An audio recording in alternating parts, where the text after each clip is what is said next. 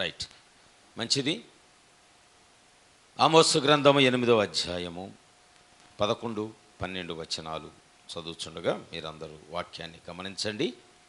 రాబో దినములందు దేశములో నేను క్షామము పుట్టింతును, అది అన్నపానములు లేకపోవుట చేత కలుగు క్షేమము కాక యెహోవా మాటను వినకపోవుట వలన కలుగు క్షేమముగా ఉండును. ఇదే యెహోవా వాక్కు. కాబట్టి జనులు యెహోవా మాట వెతుకుటకై, మరొక్కసారి ఆ పదాన్ని నేను వాడాలనుకుంటున్నాను, ఆ వాక్యాన్ని. కాబట్టి జనులు యెహోవా మాట వెదకుటకై ఈ సముద్రము నుండి ఆ సముద్రం వరకును, ఉత్తర దిక్కు నుండి తూర్పు దిక్కు వరకును సంచరించుదురు, కానీ అది వారికి దొరకదు. మమ్మలను మిక్కిలిగా ప్రేమించిన మా ప్రియ పరలోకపు తండ్రి, నీ అతి పరిశుద్ధమైన యేసుక్రీస్తు నామమును బట్టి నీ నామానికి లెక్కలేని స్తుతులు స్తోత్రాలు చెల్లించుచున్నానయ్యా. దేవా, ఈ దినమందు మేమందరము కూడా యేసుక్రీస్తు నామము ద్వారానే దేవుని యొద్దకు మేము వచ్చుచున్నాం. కనుక ఈ సంఘము యేసుక్రీస్తు నామాన్ని ధరించుకొని ఉండగా, నీ యొద్దకు వచ్చుచున్న సంఘమునకు నాయనా నీ నామము పెట్టబడి ఉండగా, పరిశుద్ధుడా, నీ నామము పెట్టబడిన జనులను నువ్వు ఎరిగిన దేవుడుగా ఉన్నావు. నీ నామము పెట్టబడిన ప్రజలతో మాట్లాడే దేవుడుగా ఉన్నావు. వారిని బలపరిచే దేవుడుగా ఉన్నావు.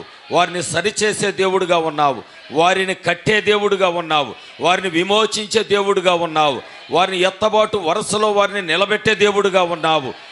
ఒక దినమందు 1000 ఏండ్ల పాలనలో వీరందరినీ కూడా నీ నామం పెట్టబడిన వారు నీతో కలిసి జీవించే కృపను పంచుచున్నావు ప్రభువా. నీ అతి పరిశుద్ధమైన నీ నామాన్ని బట్టి నీ స్తోత్రాలు చెల్లించుచున్నానయ్యా. దేవా, చదవబడిన లేఖనము గాయపడిన హస్తాలకు అప్పగించున్నాను. ఈ లేఖనము దగ్గర మాతో మాట్లాడి నీ నామానికి ఘనత, మహిమ, ప్రభావాలు పొందుకోమని ప్రభువైన యేసుక్రీస్తు నామములో ప్రార్థించి అడిగి వేడుకొనుచున్నాము తండ్రి, ఆమెన్. దేవునికి స్తోత్రాలు. రోజు పోయిన ఆదివారము కొన్ని విషయాలు దేవుడు మనతో మాట్లాడాడు. ఎంతమంది వాక్యం విన్నారో నాకు తెలియదు, కానీ చాలా విషయాలు, క్రొత్త విషయాలు దేవుడు మనతో మాట్లాడాడు. ఈరోజు అదే అంశాన్ని నేను ముందుకు తీసుకొని వెళుతున్నాను. ఆగిన దేవుని స్వరం. ఆగిన, ఇది 2వ భాగం. ఆగిన దేవుని స్వరం. ఈ స్వరము నిజంగా మనం దుఃఖపడాలి. ఈ వాక్యం విషయంలో ఎంత దుఃఖపడాలంటే, మన వాళ్ళు చనిపోయినప్పుడు పడిన దుఃఖము కంటే కూడా ఎక్కువ దుఃఖపడాలి. ఒకవేళ దేవుని స్వరం ఆగిపోతే, వాక్యం వినపడదు, నీకు ఇక వాక్యం వినపడదు అని తెలిస్తే ఎంత దుఃఖపడాలంటే, నేను ప్రేమించుతున్న మనిషి నా కళ్ళ ఎదుట లేదే అని గుర్తొచ్చినప్పుడల్లా ఏడ్చేదానికంటే ఎక్కువ దుఃఖపడాలి.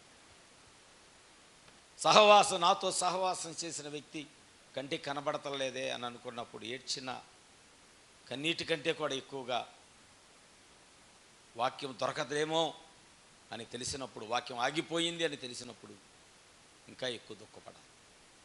కానీ ఆ స్థితి రాకమునిపే దేవుడు ముందుగా మనకి ఈ హెచ్చరికలు తెలియజేస్తున్నాడు. ఆయన మనతో మాట్లాడటానికి ఇష్టపడినప్పుడు, పోయిన వారము కరువు గురించి దేవుడు మనతో మాట్లాడాడు. అవునండి, దేవుడు వాక్యముతో మనతో మాట్లాడినప్పుడు ఇందాక మనం చదువుకున్న రీతిగా ఈ కరువు అనేది అన్నపానములు లేకపోవటాన్ని బట్టి వచ్చేది కాదు. అవునా? ఆహారం లేకపోవటాన్ని బట్టో, రొట్టె లేకపోవటాన్ని బట్టో, నీరు లేకపోవటాన్ని బట్టో వచ్చేది కాదు. కానీ యెహోవా మాట వినకపోవుట వలన కలుగు కరువు.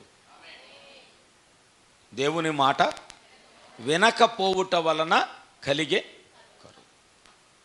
నేను ఒక్క మాట అయితే మీ అందరికి గట్టిగా చెప్తాను, దేవుని మాట వినే ప్రతి వారు దీవించబడతారు. అది వ్యక్తిగతంగానైనా కుటుంబంగానైనా. అసలు నీ ఇంట్లో ఉన్నప్పుడు నువ్వెందుకు నీ కుటుంబం అంతా కూర్చొని ఒక మాట ఎందుకు మీరు మాట్లాడుకోరు? అయ్యా, మనం దేవుని కొరకు జీవిద్దాం. ఈ మాట అసలు ఎప్పుడన్నా కలిసి కూర్చొని అనుకున్నారా? మనందరము దేవుని కొరకే జీవిద్దాము. సేవకుడు వాక్యం ద్వారా మనల్ని బలపరుస్తున్నాడు. వాక్యంలో ఎదుగుదాము, దేవునిలో ఎదుగుదాము, మన కుటుంబం అంతా ఒక ప్రత్యేకంగా ఉందాం. ఎప్పుడైనా అనుకున్నారా? అనుకోండి, ఈ రోజు నుంచి మీరు ప్రత్యేకంగా ఉండిపోతారు. మీకు తెలియకుండానే ఉండిపోతారు, మీకు తెలియకుండానే. ఎందుకంటే మీరు పరిశుద్ధాత్మ అనేటటువంటి ఆ సరౌండింగ్, ఆ బోర్డర్ మీరు వేసేసుకున్నారు. దేవుని వాక్యపు కంచెను మీ కుటుంబానికి మీరు వేసేసుకున్నారు. ఎవరో వేయట్లేదు, కంచె సిద్ధంగా ఉంది, వేసుకోవటానికి నీకు అవకాశం ఇస్తున్నాడు దేవుడు. యెహోషువ వేసుకున్నాడు, ఎవరెటు పోయినా నేను నా ఇంటి వారు ఈ వాక్యపు కంచెలోనే మేము ఉంటాం. ఒకవేళ ప్రార్థన అయిన తర్వాత, ఈరోజు ఇంటికి వెళ్ళిన తర్వాత అన్నం తినేటప్పుడైనా కూర్చొని అయ్యా మనం ప్రత్యేకంగా ఉందాం అని ఒకవేళ భార్యలు లేదా భర్తలమ్మా ఈ రోజు నుంచి మనం వాక్యంతో దేవునితోనే ప్రత్యేకంగా ఉందాం, ఈ గ్రామంలో ఉన్న కుటుంబాలన్నిటికంటే మనం ప్రత్యేకం వేరుపరచబడిన వారుగా ఉందాం అనుకోండి, దేవుడు మిమ్మల్ని అలా చేసేస్తాడు. మీ ప్రతి కదలిక మారిపోద్ది, అప్పుడు మీ ప్రతి ఆలోచన మారిపోద్ది, మీ పరిస్థితులు మారిపోతాయి, మీ గృహం యొక్క వాతావరణం మారిపోద్ది, మీ పిల్లల యొక్క పరిస్థితులు మారిపోతారు. అది ఎలా ఉంటుంది? ప్రతి గది, ప్రతి రూము, ప్రతి వరండా, నీ ఇంటి వాకిట సమస్తము దేవుని పరిశుద్ధాత్మ చేత నింపబడి ఉంటుంది. నువ్వు అనుకోవట్లేదు కాబట్టి ఇప్పటి వరకు జరగలేదు. నువ్వు ఒకవేళ అలా అనుకుంటే, ఎందుకంటే పరిస్థితులు భయంకరంగా రాబోతున్నాయి. మన కళ్ళయ్యతోటే మన ప్రక్కనే ఉంది, యుద్ధం జరుగుతుంది మనకు చాలా దగ్గరలో. 3 గంటల ప్రయాణం ఎక్కడి నుంచి, ఇజ్రాయెల్ దేశం 3 గంటల ప్రయాణం దూరములోనే ఉంది, యుద్ధం జరుగుతుంది, అక్కడ యుద్ధం జరుగుతుంది. ఆ దేశము నుంచి కానీ ప్రపంచంలో ఏ దేశంలో నుంచి కానీ ఒకవేళ మన దేశాన్ని నాశనం చేయాలని ఏదైనా ఒక దేశం అనుకుంటే 3 నిమిషాల వ్యవధిలో, 3 నిమిషాల లోపులో మన భారతదేశం మొత్తం 3 నిమిషాలు కూడా పట్టదు. అంటే అక్కడి నుంచి ఆ బాంబు రావటానికే 2 నిమిషాల ఎన్నో సెకండ్స్ అన్నమాట, కొన్ని సెకండ్స్. రష్యా ఉందనుకోండి, భారతదేశం మీద అణుబాంబు వేయాలంటే మీరు అనుకోవద్దు ఆ దేశం నుంచి రావాలని, రాదు, పైనే ఉండే ఆల్రెడీ మొత్తం అణుబాంబులన్నీ. మన మరణం అంతా పైనే ఉంది, అక్కడి నుంచే మొత్తం సైతాను వాడు సిద్ధపరిచాడు. భూమి కింద పేలుళ్ళు ఉన్నాయి, భూమి కింద గ్యాస్ పైపులు వెళ్తున్నాయి, ఆయిల్ పైపులు వెళ్తున్నాయి. వైజాగ్ నుంచి కొండపల్లి దాకా అక్కడ సముద్రంలో పైపులో ఆయిల్ పోస్తే ఇక్కడికి వస్తుంది. అక్కడ గ్యాస్ నింపితే కింద పైపుల ద్వారా మన కాళ్ళ కింద వెళ్తున్నాయి. గ్యాస్, ఆయిల్, ప్రమాదకరమైనవన్నీ మన కాళ్ళ కిందే ఉన్నాయి. నాకు ప్రమాదం లేదని అనుకోవద్దు, ప్రమాదం లేదని కట్టుబడి పాలెంలో ఒక్కసారి గ్యాస్ బ్లాస్ట్ అయితే దరిదాపుగా చీమలపాడు దాకా కాలిపోద్ది, చీమలపాడు దాకా పిట్ట కనబడదు, అంత కాలిపోద్ది. పక్క మన సంఖ్యలో ఉంది డేంజర్. అలాంటి పరిస్థితిలో మనం జీవిస్తున్నాం. ఇప్పుడు మనకు కావాల్సింది ఏంటంటే దేవుని వాక్యము చేత మన కుటుంబాన్ని కట్టుకోవటం. ఎందుకు చెప్తున్నానంటే మిమ్మల్ని భయపెట్టడానికి కాదు, దేవుని గురించి ఆసక్తి కలగటానికి. అయ్యగారు ఈ మాటలు చెప్పి మమ్మల్ని భయపెట్టేస్తున్నారే, మేము అన్నం తినలేమేమో, మేము ఊరు మారిపోదాం అనుకుంటున్నాము, చీమలపాడు అవతల వెళ్ళి ఉందాం అనుకుంటున్నాం. లేదు, అక్కడ కూడా ఏదో ఉంటుంది. నువ్వు ఎక్కడికి వెళ్ళావు, ప్రపంచంలో ఏ దేశం వెళ్ళినా ఆ దేశంలో ఎక్కడో చోట నాశనం అనేది ఉంది. కనుక ఎక్కడ మనము దేవుని యొక్క ఉగ్రత నుంచి తప్పించుకోవటానికి అవకాశాలు లేవు. సరే, దేవుడు మనతో మాట్లాడుతున్నాడు. మరి కొన్ని విషయాలు ఏలియా కాలంలో వచ్చిన కరువు గురించి దేవుడు మాట్లాడాడు. మరి ప్రపంచానికి తెలియని ఒక ఓటను ఏలియా కనుగొన్నాడు. ఆమేన్. పోయిన వారం దేవుడు మనతో మాట్లాడినప్పుడు ఆయన స్వరం ఆగిపోయిందని అనుకున్నారు, ఏలియా యొక్క స్వరము ఆగిపోయింది అనుకున్నారు, కానీ కాకులు వచ్చి ఆ స్వరాన్ని కాపాడుతూ ఉన్నాయి. Praise the Lord. ప్రవక్త అన్నాడు, ఆ కాకులకి నేను చాలా వందనాలు తెలియజేస్తున్నాను. ఒక ప్రవక్త యొక్క స్వరాన్ని కాపాడటానికి పడినటువంటి ఆ ప్రయాస గురించి. ఎందుకొరకు ఇదంతా జరుగుతుందంటే దేవుని కోపం వలన. ఒక మాట మీకు చదివించాను, హెబ్రీయులు రాసిన పత్రిక 3:16 అసలు దేవునికి కోపము ఎందుకు వచ్చింది అంటే, ఎవరి గురించి వచ్చింది అంటే 16 ఏం విన్నారు? పెట్టకథలా? కాదు, దేవుని వాక్యము విని, ప్రవక్త స్వరము విని, దేవుని చిత్తమేంటో తెలుసుకొని. ఏమిటి దేవుని చిత్తం? విడిపించబడిన తరువాత ఐగుప్తులో ఉన్నది ఏది మీ వెంట తెచ్చుకోకూడదు. మీ తలకాయ పైకెత్తండి. ఐగుప్తులో ఉన్నది ఏది నీ వెంట తెచ్చుకోకూడదు. ఐగుప్తులో ఏమున్నాయి? ఐగుప్తు అంటే ఏమిటి? లోకమే. ఐగుప్తు అంటే ఒకవేళ దేవుడు నిన్ను విడిపించినప్పుడు, నీ పాపము నుంచి, నీ శ్రమ నుంచి, నీ బలహీనతల నుంచి నిన్ను రక్షించినప్పుడు లోకములో ఉన్నది ఏది నీ వెంట రాకూడదు. ఏది? అది ఎలాంటిది అంటే, అబ్రహాము తన తండ్రిని తన తల్లిని విడిచిపెట్టడానికి కూడా సిద్ధపడ్డాడు. ఎందుకంటే వాళ్ళు కొన్నిటితో అతుక్కొని ఉన్నారు, కొన్నిటితో వాళ్ళు అతుక్కుపోయారు, విగ్రహారాధనలో విగ్రహాలతో అతుక్కుపోయి ఉన్నారు వాళ్ళు. కానీ అబ్రహాము ఆ తల్లిని తండ్రిని కూడా విడిచి, ఎందుకంటే ఆయనకు అర్థమైపోయింది, దేవుడు చెప్పాడు, అబ్రహాము నువ్వైతే సమస్తాన్ని విడిచి వచ్చేయాలి అంతే. ఇప్పుడు అబ్రహాము సంతానానికి కూడా ఐగుప్తులు అదే చెప్తున్నాడు, మీరు ఐగుప్తుని విడిచి రావాలి, ఐగుప్తులో ఉన్నది ఏది మీ వెంట రాకూడదు. కానీ వీళ్ళు ఏం చేశారు? ఐగుప్తులో ఉన్న బంగారం అంతా తెచ్చుకున్నారు, ఐగుప్తులో ఉన్న ధనమంతా తీసుకొని నడుస్తున్నారు, ఐగుప్తులో ఉన్నటువంటి సిరి సంపదలన్నీ బళ్ళల్లో ఎక్కించుకున్నారు, వాళ్ళతో కలిసి తీసుకొని వచ్చారు. కానీ ఏమైందో తెలుసా?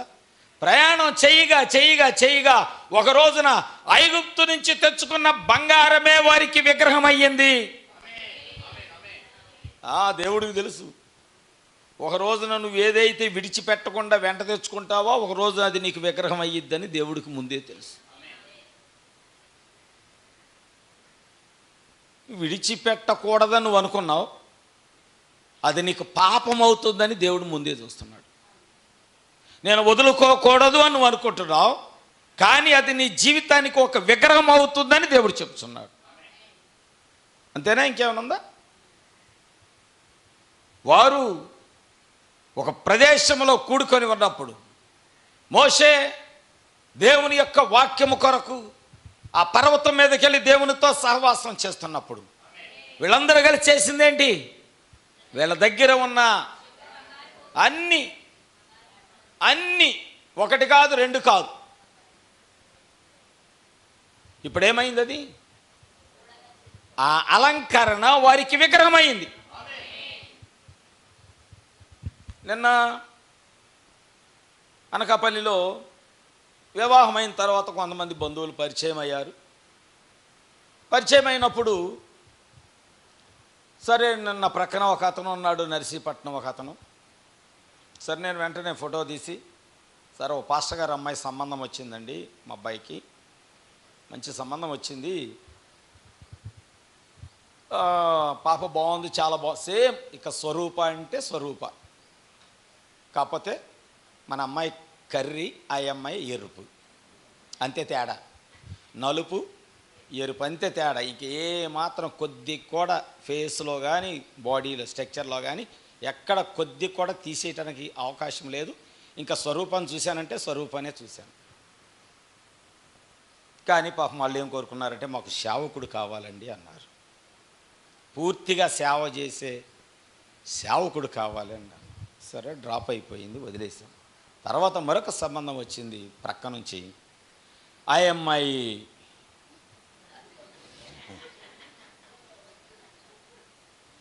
బహుశా వాడికి ఎక్కడికి వస్తుందేమో, ఏ పొద్దా ఆడినట్టు చూడాల్సి వస్తుంది, వాడైనా ఎలా చూడాల్సి వస్తుంది, ఇది మ్యాచ్ కాదనుకున్నాం. తర్వాత మా బావగారికి చూపిస్తాను, నేను చెప్పాను, సార్ సంబంధం వచ్చింది, కానీ ఆ అమ్మాయి చేతి మీద టాటూ ఉంది, లోకస్తులు వేసుకుంటారు కదా టాటూలు. నేను ఒకటి చెప్తా, ఇక్కడ ఉన్న యవనస్తులు, రాబో కాలంలోనైనా ఒకవేళ మీరు వివాహం చేసుకునేటప్పుడు మీ భర్తలకు, కాబోయే భర్తలకు, భార్యలో టాటూలు ఉంటే చేసుకోమాకండి. వారు దేవుని రాజ్యానికి అర్హులు కారు.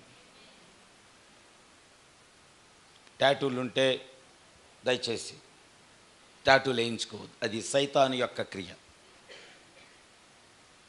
ఇదివరకు పచ్చబొట్లు పొడిపించుకునేవాళ్ళు కదా, ఇప్పుడు దాన్ని టాటూ అన్నారు. ఆ టాటూ వేయించుకుంటే నీ రక్తం ఎవరికి పనికిరాదు.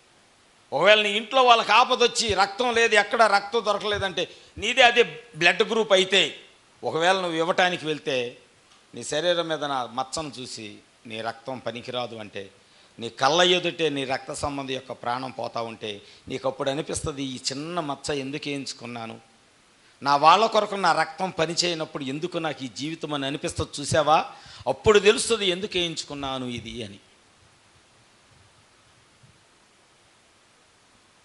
ఆ పిల్లకి ఇలాగా అమ్మ అని చెక్కించుంది. అమ్మ అంటే ప్రేమేమో, అమ్మ అని ఉంది. పెదాలకు చక్కగా వేసి ఉంది రంగు. నేను మా బావగారితో చెప్తున్నా, సార్ ఈ అమ్మాయి లిప్స్టిక్ వేసుకుంది, చేతులకు వేసుకోవాల్సిన గాజులు చెవులకు వచ్చేసాయి, అంత పెద్ద పెద్ద అంటే రింగులు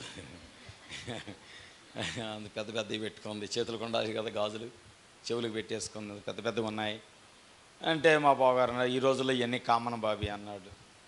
మన కుదరదులేండి కామన్ అయినా అని చెప్పేసాను. ఎందుకొరకు అంటే రేపొద్దున నీకే అవి ఒక చక్కటి సంబంధానికి ఆటంకం అయితే,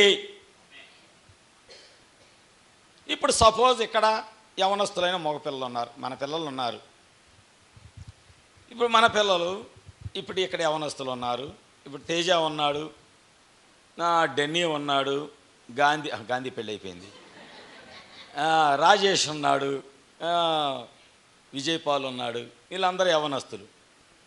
ఇప్పుడు చక్కగా వాళ్ళు దేవుల్లో ఎదుగుతున్నారు. రేపొద్దున వాళ్ళ జీవితాల్లో, వినండి ఈ మాట, రేపొద్దున వాళ్ళ జీవితాల్లో వాళ్ళు ఏదో పొరపాటు చేశారు. ఆ పొరపాటు చేసినప్పుడు వాళ్ళందరికీ తెలియకుండా ఉంటుందా? ఎవరితో చెప్తున్నా అంటే మీరు రౌండ్ వేసుకోవాలి. ఇక్కడ నేను ఇక్కడ రౌండ్ ఒకటి వేస్తున్నానంటే, సర్కిల్ వేస్తున్నానంటే ఆడపిల్లలు మీ సర్కిల్ మీరు వేసుకోవాలి. నా పక్కన ఈ అమ్మాయి ఉంది. ఎందుకు చెప్తున్నానంటే రేపొద్దున వాళ్ళ బంధువుల్లో నుంచి నీకు సంబంధం వస్తే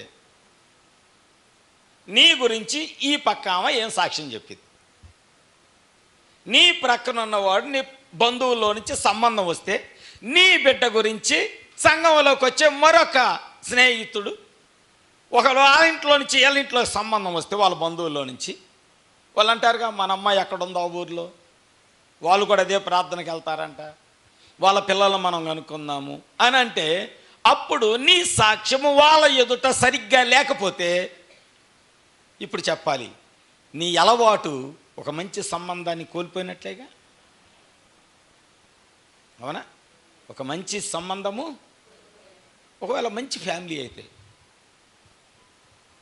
ఒకవేళ నీ అలంకరణ రేపొద్దున ఒక మంచి సంబంధానికి, ఒక మంచి ఉద్యోగస్తుడు దొరికిన ఆడపిల్లలు వచ్చారనుకోండి, ఒక మంచి ఉద్యోగస్తుడు వచ్చాడు, వాడు కూడా నాలాంటి మైండ్ ఉన్నానుకో, ఏంటి చెత్త అలంకరణ, వీళ్ళని చక్కగా ఆయన్ని తగిలించుకొని పెళ్ళికి ఒక ఫోటో పంపిస్తారు. క్వాలిఫికేషన్ నచ్చింది, ఎత్తు నచ్చింది, కలర్ నచ్చింది, ఆకారం నచ్చింది, బాగుంది, మొహం బాగుంది, కానీ ఇందా చెప్పే కదా గాజులు ఎడకొచ్చాయని, అట్లాగా వాళ్ళు కూడా అలాగే ఆలోచన చేసి కుర్రోడు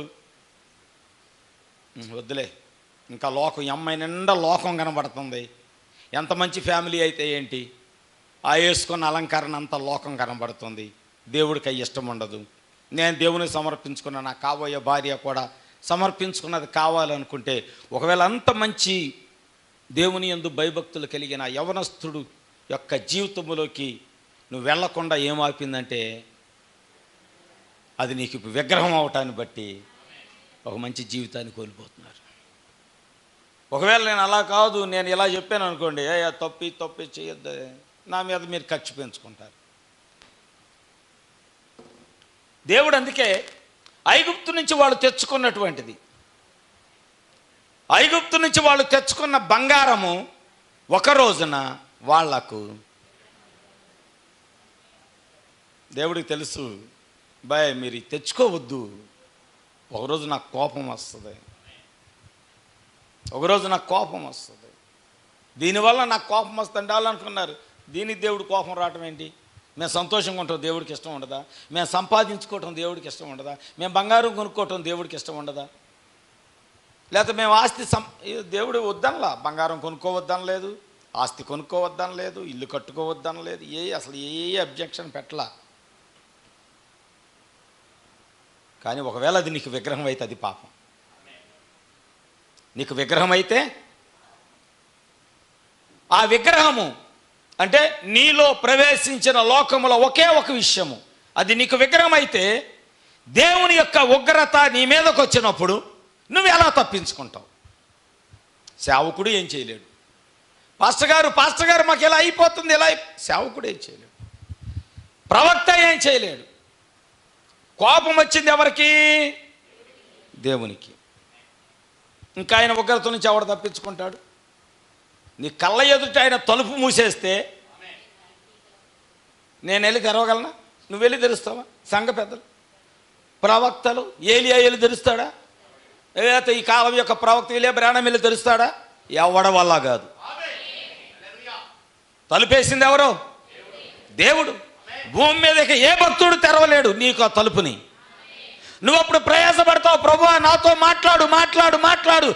లేదు నా స్వరం ఇక నీకు వినపడదు, నా స్వరూపం ఇక నీకు కనబడదు, నీ ఎదుట నా తలుపు వేసి ఉన్నాను, ఇంకా నాకు సంబంధం లేదు అని ఒకవేళ దేవుడు నీతో మాట్లాడితే అప్పుడు నీ హృదయం ఎలా ఉంటుంది?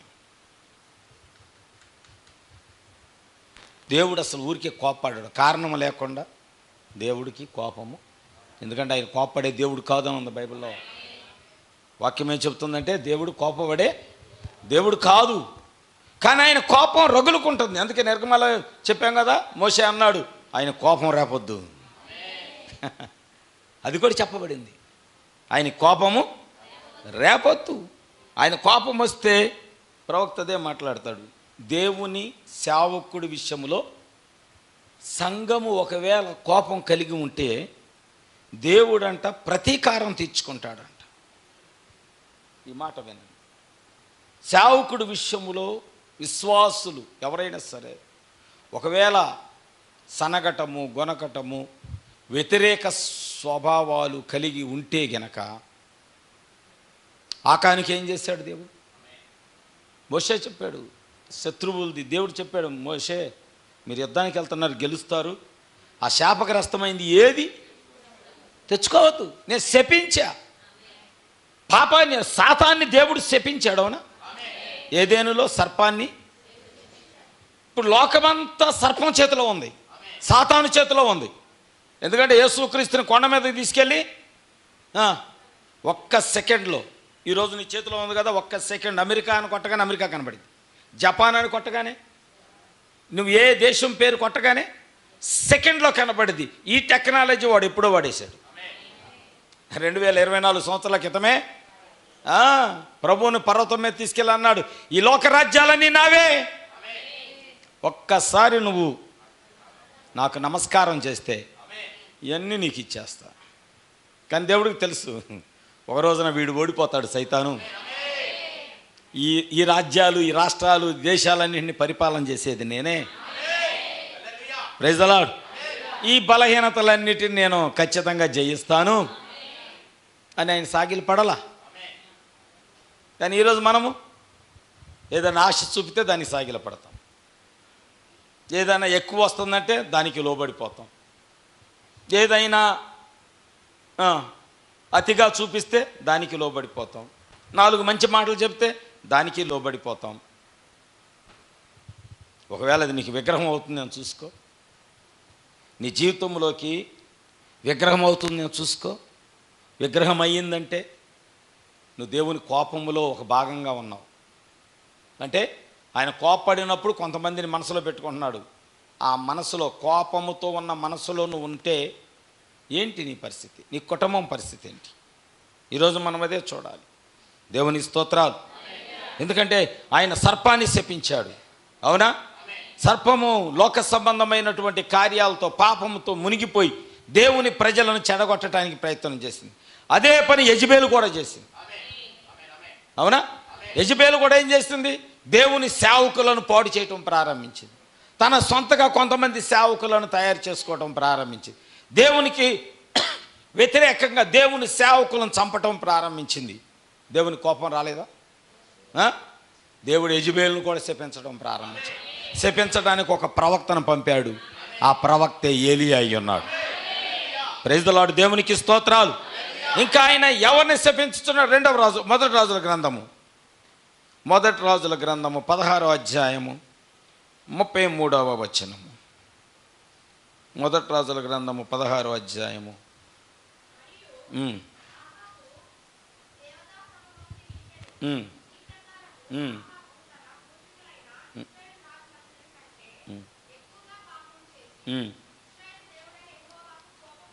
చూడండి, ఇక్కడ వాక్యమునకు బదులుగా మరొకటి ఆ స్థానంలోకి తీసుకురావటం. అంటే ఆహాబు కాలంలో అయితే ఆహాబు రాజు ఇప్పుడు ధ్వజస్తంభాలు అంటారు కదా, ధ్వజస్తంభాలు నిలబెడతారు. ఇప్పుడు క్రైస్తవులు కూడా చేస్తున్నారు ధ్వజస్తంభాలు నిలబెట్టడం అనేది. కానీ వాళ్ళకి తెలియదు ఆ గ్రామం మీదకి దేవుని ఉగ్రత వచ్చేస్తుంది. దేవుడు వాక్యమై ఉన్నాడు, దేవుడు ఆత్మై ఉన్నాడు. అవునా? ఆయన ఆత్మ సంచారం చేస్తుంది. ఒక చోట కట్టుబడి నిలబడి ఉండేవాడు కాదు దేవుడు. ఆయన విగ్రహము కాదు, ఆయన దేవతా స్తంభము కాదు, దేవుడు ధ్వజస్తంభం కాదు. ఇజ్రాయేలీల కాలంలో ఆహాబ్ అనే ఒక రాజు దేవుని ఆలయంలో దేవుని ప్రజలను నివాసం చేస్తుంటే, ఆరాధన చేస్తుంటే, దానికి బదులుగా ఒక దేవతా స్తంభాన్ని నిలబెట్టి దేవుని ప్రజలను ఆరాధన చేయమన్నాడు. అప్పుడు దేవునికి ఏమొచ్చిందంట? కోపం వచ్చింది. ఈరోజు సరే మనకు అలాంటివి లేవు కనుక దేవుడు ఉండవలసిన స్థానములో నువ్వు మరొకటి తీసుకొచ్చి పెడితే, ఇక ఏదైనా అవ్వచ్చు, లోకంలో ఉన్న ఏయైనా అవ్వచ్చు, దేవుడు ఉండే స్థానములో, అది నీ హృదయంలోనో నీ జీవితంలోనో నీ కుటుంబంలోనో దేవుడికి ఒక స్థానం ఇచ్చావు, ఒక స్థలం ఇచ్చావు. ఆ స్థానంలో వాక్యానికి బదులుగా, దేవుని సన్నిధికి బదులుగా మరొక దాన్ని తీసుకొచ్చి నువ్వు నిలబెడితే దేవునికి ఆటోమేటిక్ 2వ రాజుల గ్రంథం 17వ అధ్యాయము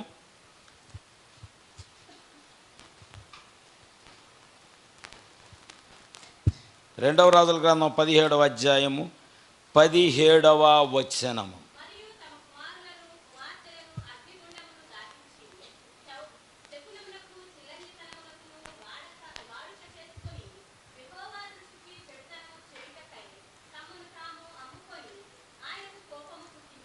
ఇరవై 21వ అధ్యాయము 16వ వచనం.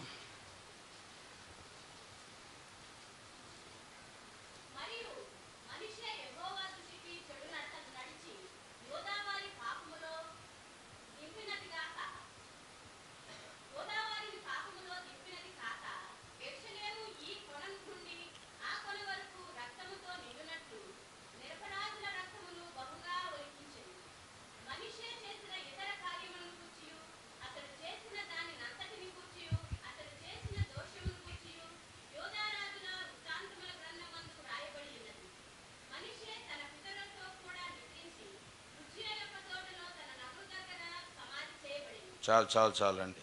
రైట్. దేవుని దృష్టికి చెడు నడత నడిచినటువంటి యోధ వారిని పాపములో దింపినది కాక, యెరూషలేమును ఈ కొన నుండి ఆ కొన వరకు రక్తముతో నిండినట్లు నిరపరాధుల రక్తమును బహుగా ఒలికించెను. దేవుని బిడ్డలను పాపములోకి దించే వారి విషయములో దేవుని కోపం వస్తుంది. దేవుని దృష్టికి చెడు నడత నడిచిన వారి విషయమై దేవునికి కోపం వస్తుంది. ఇంకా చదువుకున్నాం 17లో మనం ఒక మాట చదువుకున్నాం. ఏమిటంటే, అక్కడ శకునములు చూసేవారు, చెల్లంగితనము చేయువారు, దేవుని దృష్టికి చెడుతనము చేయుటకై తమ్మును తాము అమ్ముకొన్నవారు ఆయన కోపం పుట్టించారు.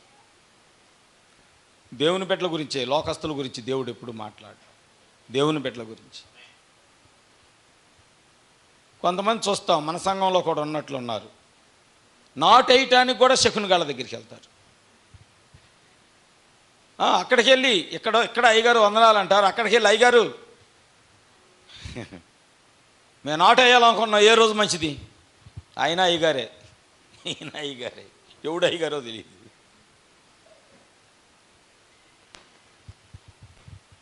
మా పక్కూరు ఒకటి ఉందండి, ఊరు బయలుదేరేటప్పుడు కూడా సైకిల్ వేసుకొని బండి వేసుకొని వెళ్ళి మేము ఏ టయానికి బస్సు ఎక్కాలి చెప్పండి అంటారు. అంత మూర్ఖులు ఉన్నారు. మరి పక్కన ఉన్న ముచ్చాలంపాడులో బస్సు ఎక్కటానికి కూడా, నాటేసుకోవటానికి కూడా అంతేనా బుజ్జమ్మా? నేను చెప్పేది కరెక్టేనా? నాటేసుకోవటానికి కూడా ముహూర్తం. పాపం ఆ వరదకు తెలియదు అనుకుంటా వీళ్ళు ముహూర్తంలో నాటేసుకున్నారని. బురదతో నింపింది. ఇప్పుడు వరద బురద తెచ్చింది, బురదకి వీళ్ళ దురద వదిలింది. ముహూర్తం చూసుకొని నాటేసుకుంటే పాపం అన్ని చేలు మునిగిని, వరదకు తెలియదు వీళ్ళు టయానికి వేశారు నాటని. చెప్పాలని అంతేనా? ఈడేను వాస్తు పెట్టి ఇల్లు కట్టాడు, పక్కనోడు వాస్తు లేకుండా ఇల్లు కట్టాడు. పాపం వరదకు తెలియదు ఈడిది మునిగింది ఆడిది మునిగింది, ఆ వాస్తు ఎటు పోయిందో తెలియదు. అందుకే దేవునికి కోపం వచ్చేది. ఆయన అన్నీ తన స్వాధీనంలో ఉంచుకున్నాడంట. నీకేది కావాలో అది కూడా ఆయన దగ్గరే ఉంది. నీకేది ఆశీర్వాదమో అది కూడా ఆయన దగ్గరే ఉంది. నీకేది దీవెనకరమో, నీకేది కావాలన్నా ఆయన దగ్గరికి వెళ్ళు. అవునా? నీకేది కావాలన్నా ఆయన దగ్గరికి వెళ్ళు. ముహూర్తం పెడతారు, మళ్ళీ అయ్యగారు ప్రార్థన చేయండి, వాళ్ళు మేము నాటేసుకుంటామంటారు. దేవుడు చూస్తలేదా?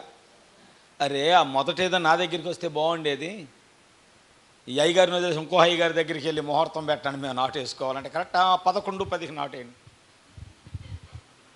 ఇంట్లో వాళ్ళు సచ్చారే 11:10కి ఆయన మొక్క నాటారు. అక్కడ ఏగిపోతే పండదంట. ఇశ్రాయేలీలు చేసిన ఎదో పనులు ఇవన్నీ.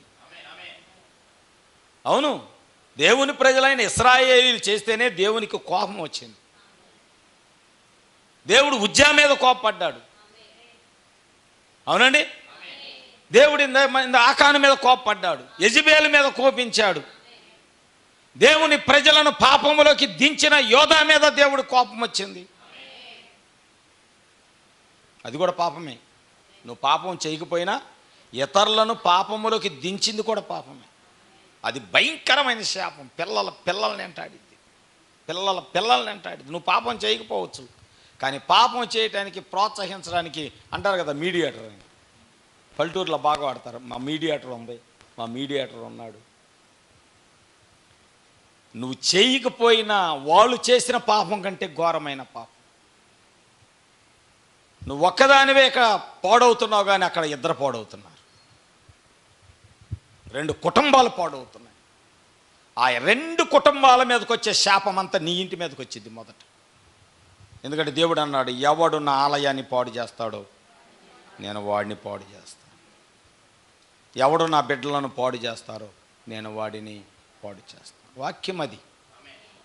నువ్వు ఎక్కడి నుంచైనా తప్పించుకోవచ్చు, కానీ వాక్యం నుంచి మాత్రము మనము తప్పించుకోలేము. అందుకే దేవుడు ఎప్పుడు ఏం చేస్తున్నాడంటే ఆయన ఒక కోరిక కలిగి ఉన్నాడు. మానవుడు దేవుడు ఏకమై ఉండాలని దేవుడు కోరుకుంటున్నాడు.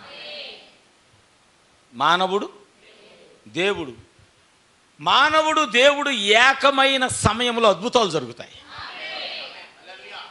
నేను అందుకే చెప్పాను మొదటే, నీ కుటుంబం అంతా కూర్చున్నప్పుడు ఒక నిర్ణయం తీసుకొని అయ్యా మనము దేవునితో ఉందాము అని అసలు మీరు తలంపు స్టార్ట్ చేయండి. దేవుని పరిశుద్ధాత్మ నీ ఇంట్లోకి వచ్చేస్తుంది.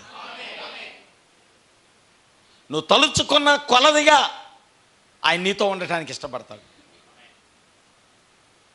చరణం పాడుకున్నాం, నీ వాక్యమును ధ్యానించినప్పుడెల్లా. నువ్వు నా ముందు వచ్చి నిలబడుతున్నావు ప్రభు. నిజమే, నువ్వు బైబిల్ చదువుతున్నప్పుడల్లా నీ ఎదుటే ఉంటాడు ఆయన. నువ్వు వాక్యం చదువుతున్నప్పుడల్లా నీతో ఉంటాడు. నువ్వు రోజుకు 100 సార్లు చదువుతావా, 100 సార్లు నీ ఎదుట నిలబడతాడు ఆయన. ఆమేన్. ఆయన దేవుడు మాటిచ్చాడు. Praise the lord. ఆయనతో నువ్వు సహవాసం చేయాలని కోరుకుంటున్నాడు. నోవహు ఎప్పుడైతే దేవుడితో సహవాసం చేశాడో వారిద్దరు కలుసుకోగానే ఒక అద్భుతం జరిగింది. జలప్రలయం నుంచి నోవహు కుటుంబాన్ని దేవుడు తప్పించేస్తున్నాడు. మానవుడు దేవుడు కలవగానే ఒక అద్భుతం జరిగింది. మోషే దేవుడు కలవగానే సంఘానికి విడుదల వచ్చేసింది అక్కడే. ఆమేన్. ఏలియా దేవుడు కలవగానే అప్పటి వరకు బయలుదేవతలు ఆరాధించిన ప్రతి హృదయము, ప్రతి నోరు రాజుతో సహా ఏలియా దేవుడే నిజమైన దేవుడని ఒప్పుకునేలాగా చేశాడు దేవుడు. Praise the Lord. నువ్వు ఒక్కసారి దేవునితో కలుసుకోవడానికి ప్రయత్నం చేయి. ఒక్కసారే ఆ మనసు తెచ్చుకో. ఒక్కసారి నేను దేవునితో నడవాలి అని ఆ స్వభావాన్ని తెచ్చుకో. అక్కడ అసలు అద్భుతం జరిగిపోద్ది. అద్భుతం జరిగిద్దండి. నీ ఇంటి వారు యెహోషువ వలె నేను నా ఇంటి వారు దేవునితో ఉంటామని చెప్పు. ఇశ్రాయేలు 6,20,00,000 మంది ప్రజల్లో ఎవడలా అనుకోలేదు కాబట్టి ఎవడు కూడా వాగ్దాన భూమిలో చేరలేదు. అనుకున్నవాడు చేరాడు. అనుకున్నవాడు చేరాడు. నువ్వెందుకు అనుకోవట్లే? అందుకే కుటుంబంలో దేవునాత్మ లేదు, పిల్లల్లో దేవునాత్మ లేదు, కొడుకుల్లో దేవునాత్మ లేదు, కోడల్లో దేవునాత్మ లేదు, భార్యలో దేవునాత్మ. ప్రార్థన చెయ్యమ్మా అంటే చెమటోడు ముందు అది చెబుతాడు భర్త. అమ్మ అన్నిటికీ జవాబు దేవుడు ఉన్నాడమ్మా, ప్రార్థన చెయ్యి అని పాపం భర్త చెబుతూ ఉంటాడు. లేదా భార్య చెప్పిద్ది, అయ్యా ప్రార్థన చెయ్యి, అయ్యా ప్రార్థన చేయి, దేవుడు సహాయం చేస్తాడు. మరి ఈ చెమటోళ్ళకి ఎప్పుడు అర్థమైద్దో తెలియదు, ఎప్పుడు వినపడిద్దో తెలియదు, దేవుని స్వరం ఎప్పుడు వినాలని వారికి ఆలోచన వస్తుందో తెలియదు. వాళ్ళు ఒక విగ్రహంలాగా ఉంటారు. విగ్రహానికి వినపడవు కదా. చెవులు ఉంటాయి, వినవు. చేతులు ఉంటాయి, చెయ్యు. కాళ్ళు ఉంటాయి, కదలవు. నోరు ఉంటుంది, మాట్లాడలేదు. కొంతమంది కుటుంబాల్లో ఎంతన్నా చెప్పని నిగ్రహము కలిగి విగ్రహం వలె ఉంటారు. జవాబు చెప్పరు. మళ్ళా జవాబు చెప్పరు. సరేలయ్యా, సరి చేసుకుంటా, సరేనమ్మా నేను సరి చేసుకుంటా, దేవుని దగ్గరికి వెళ్దాం, మనం ప్రార్థన చేద్దాం. కొన్ని పల్లెటూరుల్లో దేవుని యొక్క వాక్యాన్ని నేను చెప్పడానికి వెళ్ళినప్పుడు అక్కడ ఎంతోమంది ప్యాంట్లు కూడా వేసుకోరు, లుంగీలతోనే వస్తారు. భార్యాభర్తలు ఇద్దరు వచ్చి నిలబడి, అయ్యా మా కోసం ప్రార్థన చేయి. వాళ్ళ చేతిలో బైబిల్ ఉంటుంది, పాటల పుస్తకం ఉంటుంది, జేబులో పెన్ ఉంటుంది. ఒకళ్ళు చదువు వస్తే వాళ్ళు ఎంత డిసిప్లైన్గా, క్రమశిక్షణగా దేవుని యందు భయభక్తులతో వాళ్ళ పిల్లలను కూడా పిలిచి, మా బాబండి, మా పాపండి ప్రార్థన చేయండి, మేము ఇంకా దేవుళ్ళు ఎదగాలనుకుంటున్నాము పాస్టర్ గారు, సేవకుడితో నడవాలనుకుంటున్నాము, ఇంకా పరిచర్యలో మా కుటుంబం నిలబడాలనుకుంటున్నాము, ఇంకా మాకు శక్తి చాలట్లేదు, మా కోసం ప్రార్థన చేయండి అని అనేక మంది అలా ప్రార్థన చేయించుకుంటున్నప్పుడు నేను అనుకుంటాను, మా ఊర్లో ఏమైంది ఇలాగా, మా గ్రామంలో ఏమైంది ఇలాగా, సంఘంలో ఉన్న కుటుంబాల్లో ఎందుకు ఇలా ఉండలేదు, ఎందుకు వాళ్ళ యొక్క భర్తలతో కలిసి దేవుని మందిరానికి తీసుకురాలేకపోతున్నారు? రోగం వచ్చినప్పుడు దేవుడు కాదండి, ఒకసారి 2 సార్లు చూస్తాడు, లేదా 3వసారి సంఘం ప్రార్థన, సేవకుడు ప్రార్థన, కుటుంబ ప్రార్థన వింటాడేమో తెలియదు. కానీ ఇక తర్వాత ఎలా చేస్తాడో తెలుసా? దేవుని మాట ఎక్కడ ఎతుక్కునేలాగా చేస్తాడు. రాసుకోండి, ఈ మాటలు రాసుకోండి. నేను చెప్పింది దేవుని మాట కొరకు వెతికే రోజు ఒక రోజు రాబోతుంది. ఖచ్చితంగా అయ్యా ఆయన స్వరం నాకు కావాలి, ఆయన స్వరం నాకు కావాలని కేక వేసే రోజు ఒక రోజు రాబోతుంది. అందుకే నీవు దేవుడు ఏకమైతే అక్కడ ఒక అద్భుతం జరిగింది. బాప్తిస్మమిచ్చి యోహాను నేలల్లో నిలబడి ఉన్నాడు. యేసుక్రీస్తు ప్రభుల వారు వస్తామన్నారు. ఆమేన్. ఆయన వచ్చుచున్నప్పుడు ఆ నేలల్లో దేవుడు ఒక అద్భుతం చేస్తాడు. ఆ మొదటి రాకడ యొక్క సూచన, ఈ భూమి మీదకి ఎలా వర్తమానం వెళ్ళాలో, ఆయనే క్రీస్తు, ఆయనే యేసు, ఆయనే ప్రభు అని రుజువు చేసే ఒక అద్భుతం జరిగింది అక్కడ. మానవుడు దేవుడు ఏకమవగానే కలవరి సిలువలో దేవుడు మానవుడు, వాక్యమై వచ్చిన శరీరము, వాక్యమై ఉన్న ఆత్మ అంటే దేవుడు, 2 కలవరి సిలువలో ఏకమవగానే ఏమైంది? భూమి కంపించింది. సూర్యుడు కళ్ళు మూసుకున్నాడు, చంద్రుడు కళ్ళు మూసుకున్నాడు, నక్షత్రాలు కళ్ళు మూసుకున్నాయి. ఆకాశమంతా మేఘము, ఆ దృశ్యాన్ని చూడలేక ఆ మేఘమంట సూర్యుడి కళ్ళు, చంద్రుడు, నక్షత్రాలు అన్ని కళ్ళు కప్పేసి ఆ దృశ్యాన్ని ఎవరో చూడకూడదని ఆపివేసింది. ప్రకృతి యావత్తు మూలిగిందంట. ప్రకృతిని సృష్టించిన మా సృష్టికర్త వేదన చెందుతుంటే ప్రకృతి అంతా మూలగటం ప్రారంభించింది. ఆమేన్. కానీ జరిగిన విషయము, అక్కడ దేవుడు ఆయన కలుసుకుంటున్నాడు. కలవరిలో ఆయన కలుసుకుంటున్నాడు. నా దేవా నన్ను అలా విడిచిపెడుతున్నా. ఆ కలుసుకోవటాన్ని బట్టి ఈ దినమందు ఒక పునరుద్ధానపు శక్తిని మనం చూడగలుగుతున్నాం. అద్భుతం కాదా? ఒక పునరుద్ధానం ఉందన్న ఒక రుజువు అక్కడ, ఆ కలయిక మనకు తెలియచేస్తా ఉన్నాం. కానీ ఇప్పుడు కలయిక వచ్చింది, క్రీస్తు వధువు కలయిక. వధువు క్రీస్తు కలుసుకునే కలయిక. ఇది ఎలాంటి కలయికో తెలుసా? రాత్రి కూడా చెప్పాను. ఆయన శరీరంలో మనం ఒక శరీరం అయి ఉండాలి, ఆయనలో మనం ఒక భాగం అయి ఉండాలి, ఆయన వాక్యములో మనం వాక్యమై ఉండాలి, ఆయన యొక్క మహిమలో మనం మహిమై ఉండాలి, ఆయన పరిశుద్ధతలో మనం ఒక పరిశుద్ధులమై ఉండాలి. ప్రైజ్ ది లార్డ్, హల్లెలూయా. ఆయన వాక్యములో మనం పత్రికలమై ఉండాలి, ఆయన ఆత్మలో మనం ఆత్మ అయి ఉండాలి. ఇది దేవుడు వధువు కలుసుకునే కలయిక. ఈ కలయికలో ఒక అద్భుతం జరుగుతుంది. ప్రపంచానికి తెలియదు అది. కానీ ఎప్పుడైతే వధువు క్రీస్తు కలుస్తారో అప్పుడు ప్రపంచం మాట్లాడిద్ది, వధువు సేవించిన దేవుడే నిజమైన దేవుడని. ఆమేన్. వధువు ఇప్పటి వరకు ప్రకటించిన దేవుడే నిజమైన దేవుడని. సాక్ష్యాలు రాలేదా? అంతకుముందు పాతకాలంలో అలాంటి సాక్ష్యాలు రాలేదా? దానియేలు దేవుడే నిజమైన దేవుడని, షడ్రకు మేషకు అబేద్నెగోల దేవుడే నిజమైన దేవుడని, దానియేలు దేవుడే నిజమైన దేవుడని, ఏలియా దేవుడే నిజమైన దేవుడని సాక్ష్యాలు రాలేదా? ఈరోజు నీవు దేవుడు కలుసుకుంటే అలాంటి సాక్ష్యమే వచ్చింది మరలా, వధువు దేవుడే నిజమైన దేవుడని. Praise the Lord. నీకు ఎలాంటి అవకాశం ఇచ్చినప్పుడు నువ్వేం చేయాలో తెలుసా? ఆయనతో కలిసి జీవించడానికి ప్రయత్నం చేయాలి. ఒకవేళ అలాంటి అవకాశం నీ జీవితంలో లేకపోతే, దేవుడు నీకు అవకాశం ఇచ్చినప్పుడు, నేను మీకు లూకాసు సువార్తలో ఒక మాట చూపిస్తాను. లూకాసు సువార్త 19వ అధ్యాయము 43వ వచనాన్ని నేను మీకు తెలియచేయాలనుకుంటున్నాను. 19వ అధ్యాయము 43వ వచనం అందరూ వినాలి. ఇప్పుడు ఆల్రెడీ దేవుడు అదే పనిలో ఉన్నాడు. ఇప్పుడు మనతో మాట్లాడుతున్నాడు అంటే దేవుడు మనల్ని దర్శించే మనతో మాట్లాడుతున్నాడు.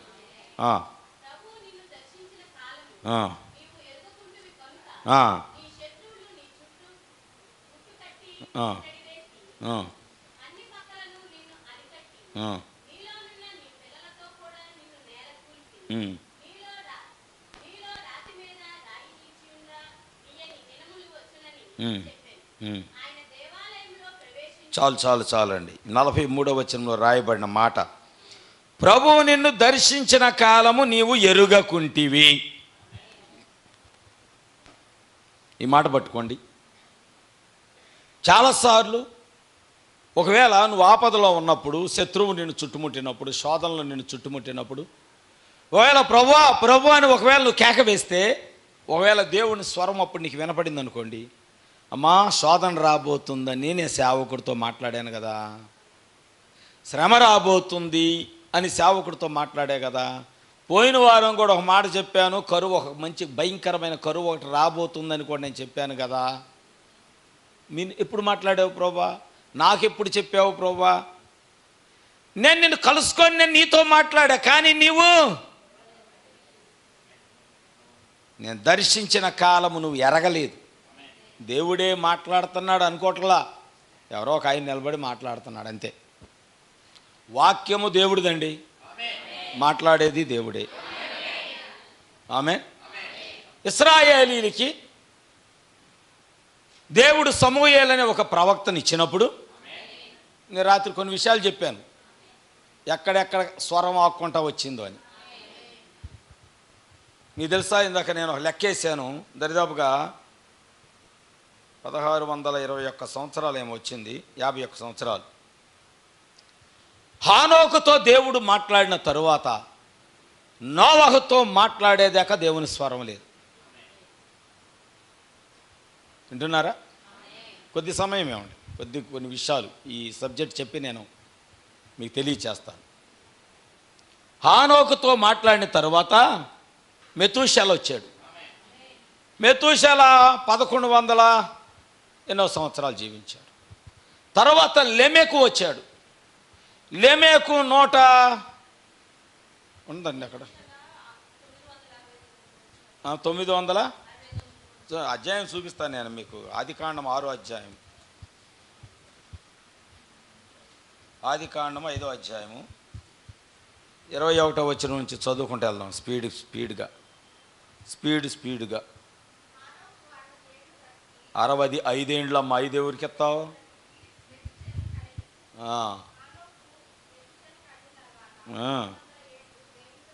300 ఏండ్లు కనేను. 365 సంవత్సరాలు హానోకు బ్రతికాడు దేవునితో నడుస్తూ. అప్పటి వరకు హానోకు దర్శనాలు ఇస్తున్నాడు, ప్రవచనాలు ఇస్తున్నాడు. దేవుడు హానోకుని దర్శిస్తున్నాడు, దేవునితో హానోకు నడుస్తున్నాడు. రైట్. అతను లేడేక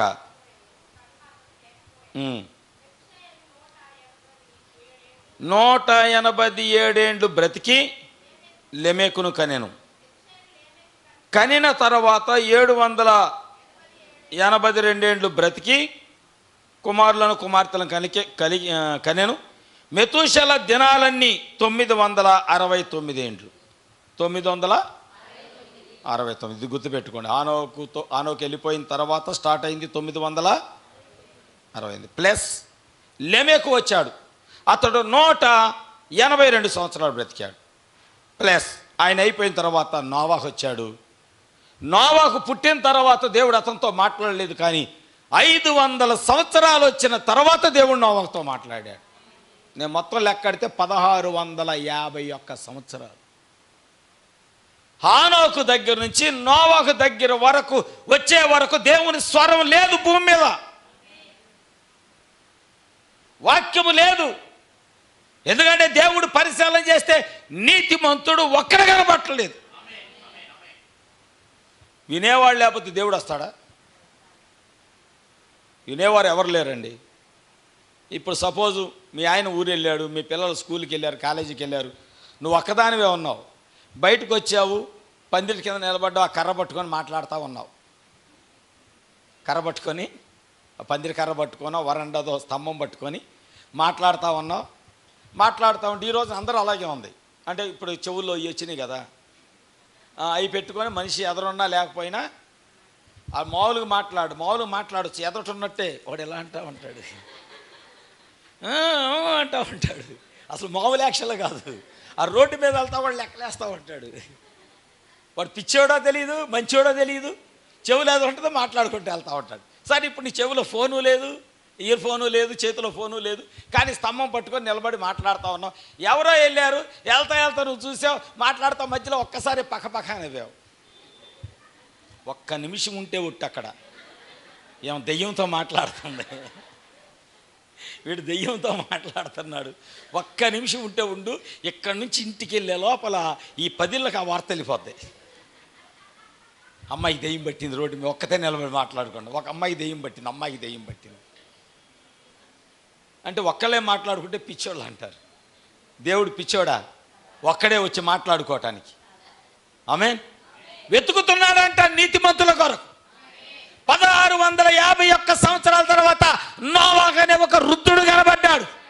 వెంటనే దేవుని స్వరం భూమి మీదకి వచ్చింది. అప్పటి వరకు దేవుని స్వరం ఆగిపోయింది. ప్రైజ్ ది లార్డ్, హల్లెలూయా.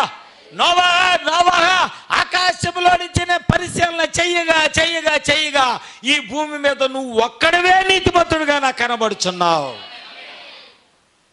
ఆ ఒక్కడిని కలుసుకోవటానికి పరలోకంలో నుంచి దేవుడు వచ్చాడు. నోవాహు మనిషేనా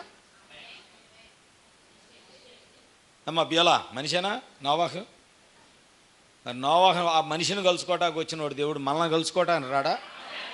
ఎప్పుడు? మనము నీతిమంతులుగా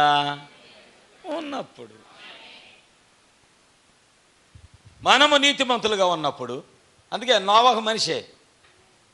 ఏలియా గురించి కొత్త నిబంధనలు ఏం రాయబడింది? మనలాంటి స్వభావం కలిగినోడే. ఆకలేసింది, నిద్ర వచ్చింది, భయం వచ్చింది, పిరికితనం వచ్చింది, పారిపోయాడు. ఇవన్నీ మనలో ఉన్న స్వభావాలే. అప్పులో వస్తాంటే ఇంట్లో ఉంటామా? పోటున తడి కదిలిందంటే తాళం తీయం, గాలికి తడి కదిలిన భయం. ఏలియా కూడా ఉన్నాయి ఎలాంటి. గుహలో దాక్కున్నాడు, చెట్లు ఊగుతుంటే యెజబెల్ వచ్చిందేమనుకుంటున్నాడేమో ఆయన కూడా.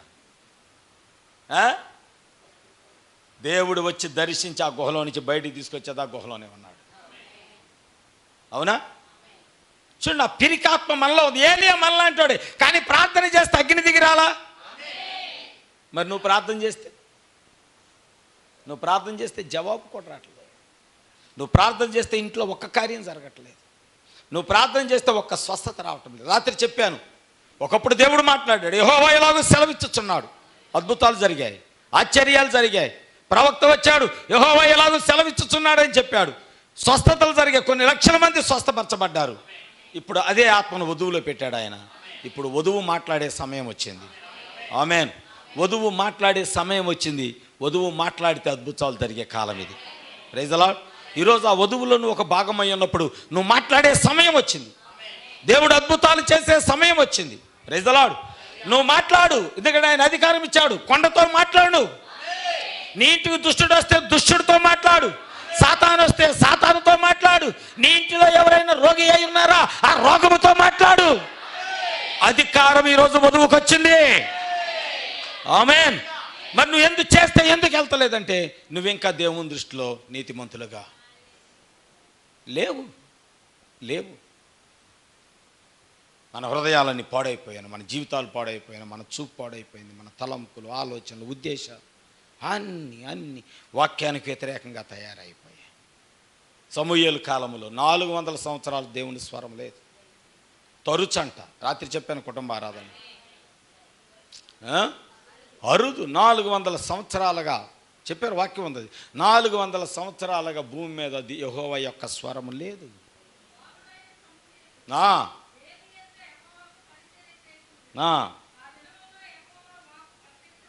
అరుదు.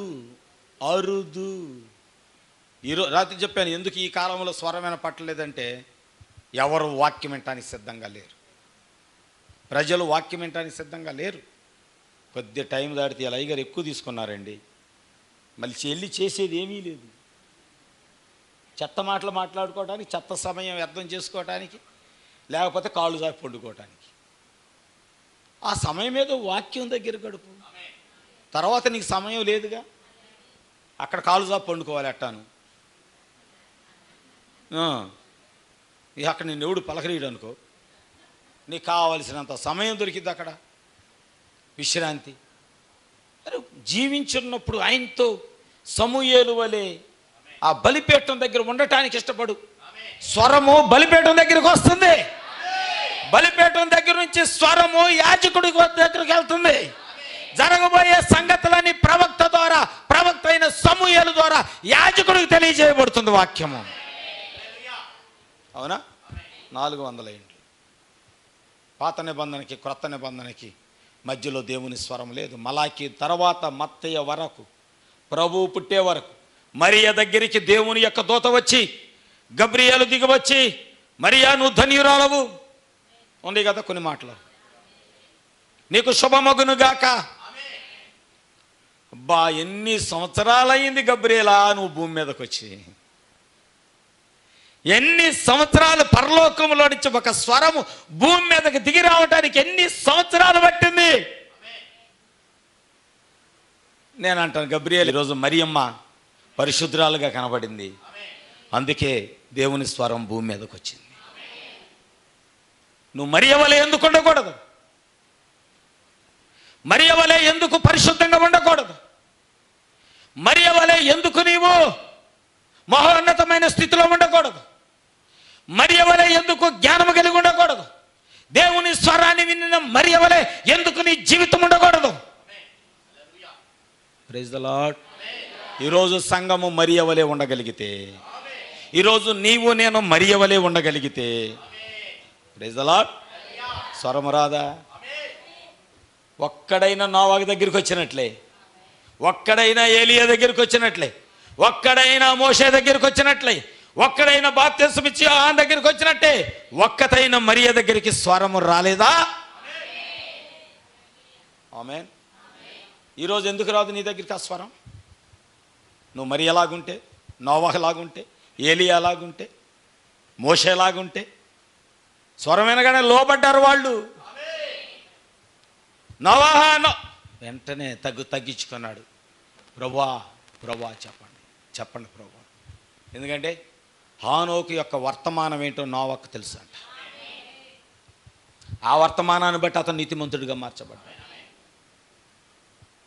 ఇప్పుడు ఈరోజు ఎక్కడి నుంచి వర్తమానం వెళ్తుంది, నీకెందుకు రాదా తగ్గింపు అంటే వినే స్వభావాలు లేవు. దేవుడు నిన్ను దర్శించిన కాలము నువ్వు ఎరుగకుంటివి కనుక, వాక్యము చెప్పేటప్పుడు నువ్వు శ్రద్ధగా ఆలకించట్లేదు కనుక, సమయాలు చూస్తున్నావు, కాలాన్ని చూస్తున్నావు. మన వర్తమాన సంఘాల్లో సమయం ఉండదండి. యాక్చువల్గా ఉదయం 9 ప్రార్థన పెడితే సాయంత్రం 4, 5 అయ్యిద్ది. నేను మీ మీద జాలి తెలిసి వదిలేస్తున్నా కానీ నిజంగా వదలతల్లా. రేపొద్దున దేవుడు నా హృదయంలో ఉన్నదాన్ని మీ ఎదురు పెడతాడు దేవుడు. రేపొద్దున నా సేవకుడు సాయంత్రం దాకా చెప్పాలనుకున్నాడు, మీ స్థితిని బట్టి నేను ఆపేశాను ఆయన స్వరాన్ని అని మీతో మాట్లాడినప్పుడు ఆ రోజు ఏడుస్తారు మీరు. ఓ మా సేవకుడు ఎంత భారం కలిగి ఉన్నాడా, సాయంత్రం దాకైనా వాక్యం చెప్పడానికి నిలబడటానికి మా సేవకుడు సిద్ధంగా ఉన్నాడా, మేము ఆ హృదయాన్ని మేము గుర్తించలేకపోయామా. 11 అయింది, 12 అయింది, ఆకలేస్తుంది, గేదెలు, గడ్డి, చెత్త, ఇల్లు, వాకిలి, పరిగెడతానికి ప్రయత్నం చేశామా, వెళ్ళేమని ఉన్నావా, మళ్ళీ టింగురంగరా బయలుదేరి అటో ఇటో ఇటో అటో. ఇప్పుడు దాకా విన్న వాక్యం ఎక్కడ ఉందంటే ఆ గాలిలో అటో ఇటో వదిలేసి వచ్చాం. కొంతమంది గడ్డికి వెళ్ళి అక్కడ వదిలేసి వస్తారు, కొంతమంది అడ్రోడ్డు వెళ్ళి చికెన్ కుట్టుకాడ వదిలేసి వస్తారు వాక్యాన్ని, కొంతమంది వంటగదిలో వదిలేస్తారు వాక్యాన్ని. మీరు కూర్చోండి, 4ంటికి వదులుతా. నిజంగా రాబో కాలం అదే చేస్తా. 11ంటికి వెళ్ళాలనుకున్న వాళ్ళు మెల్లగా వెనక నుంచి అక్కడ సంఘ పెద్దని చెప్తా, మీరు ఆయన సైగ చేయొచ్చు. ఆయన అంటాడు ఆ శ్యామంకులనే పెడతా. ఏం శ్యామంకులు, ఆయన అసలు పంపడంట. మరి ఏలి అలా కఠినంగా ఉన్నాడు ఈయన.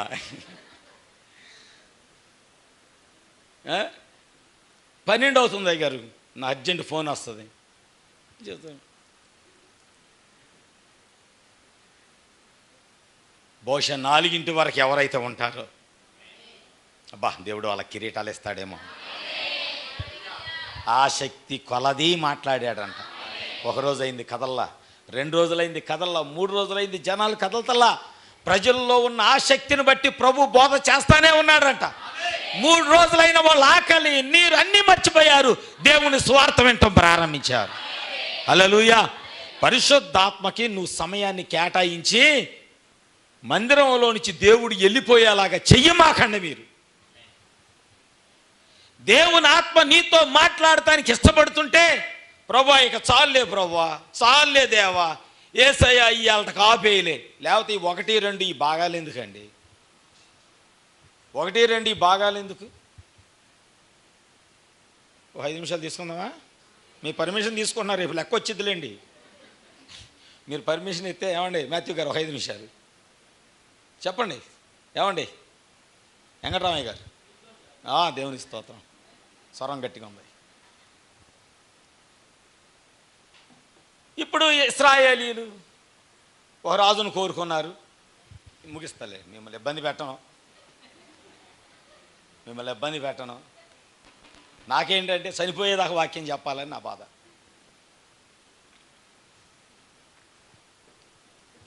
వాళ్ళు ఇవ్వాలి చివరి రోజు అయితే నాకు ఆ చచ్చిపోయే గడిదాకా ఇక్కడ వాక్యం చెబితే ఇక్కడ చచ్చిపోవాలని ఆశ. సమూయేలు అంట చనిపోయాడు, దేవుని స్వరం ఆగిపోయింది. అప్పుడు దాకా 400 సంవత్సరాలు లేని స్వరం ఒక్కసారి వచ్చి దిగి వచ్చి మాట్లాడితే ప్రజలు లోబడద్దా? సంఘము లోబడద్దా?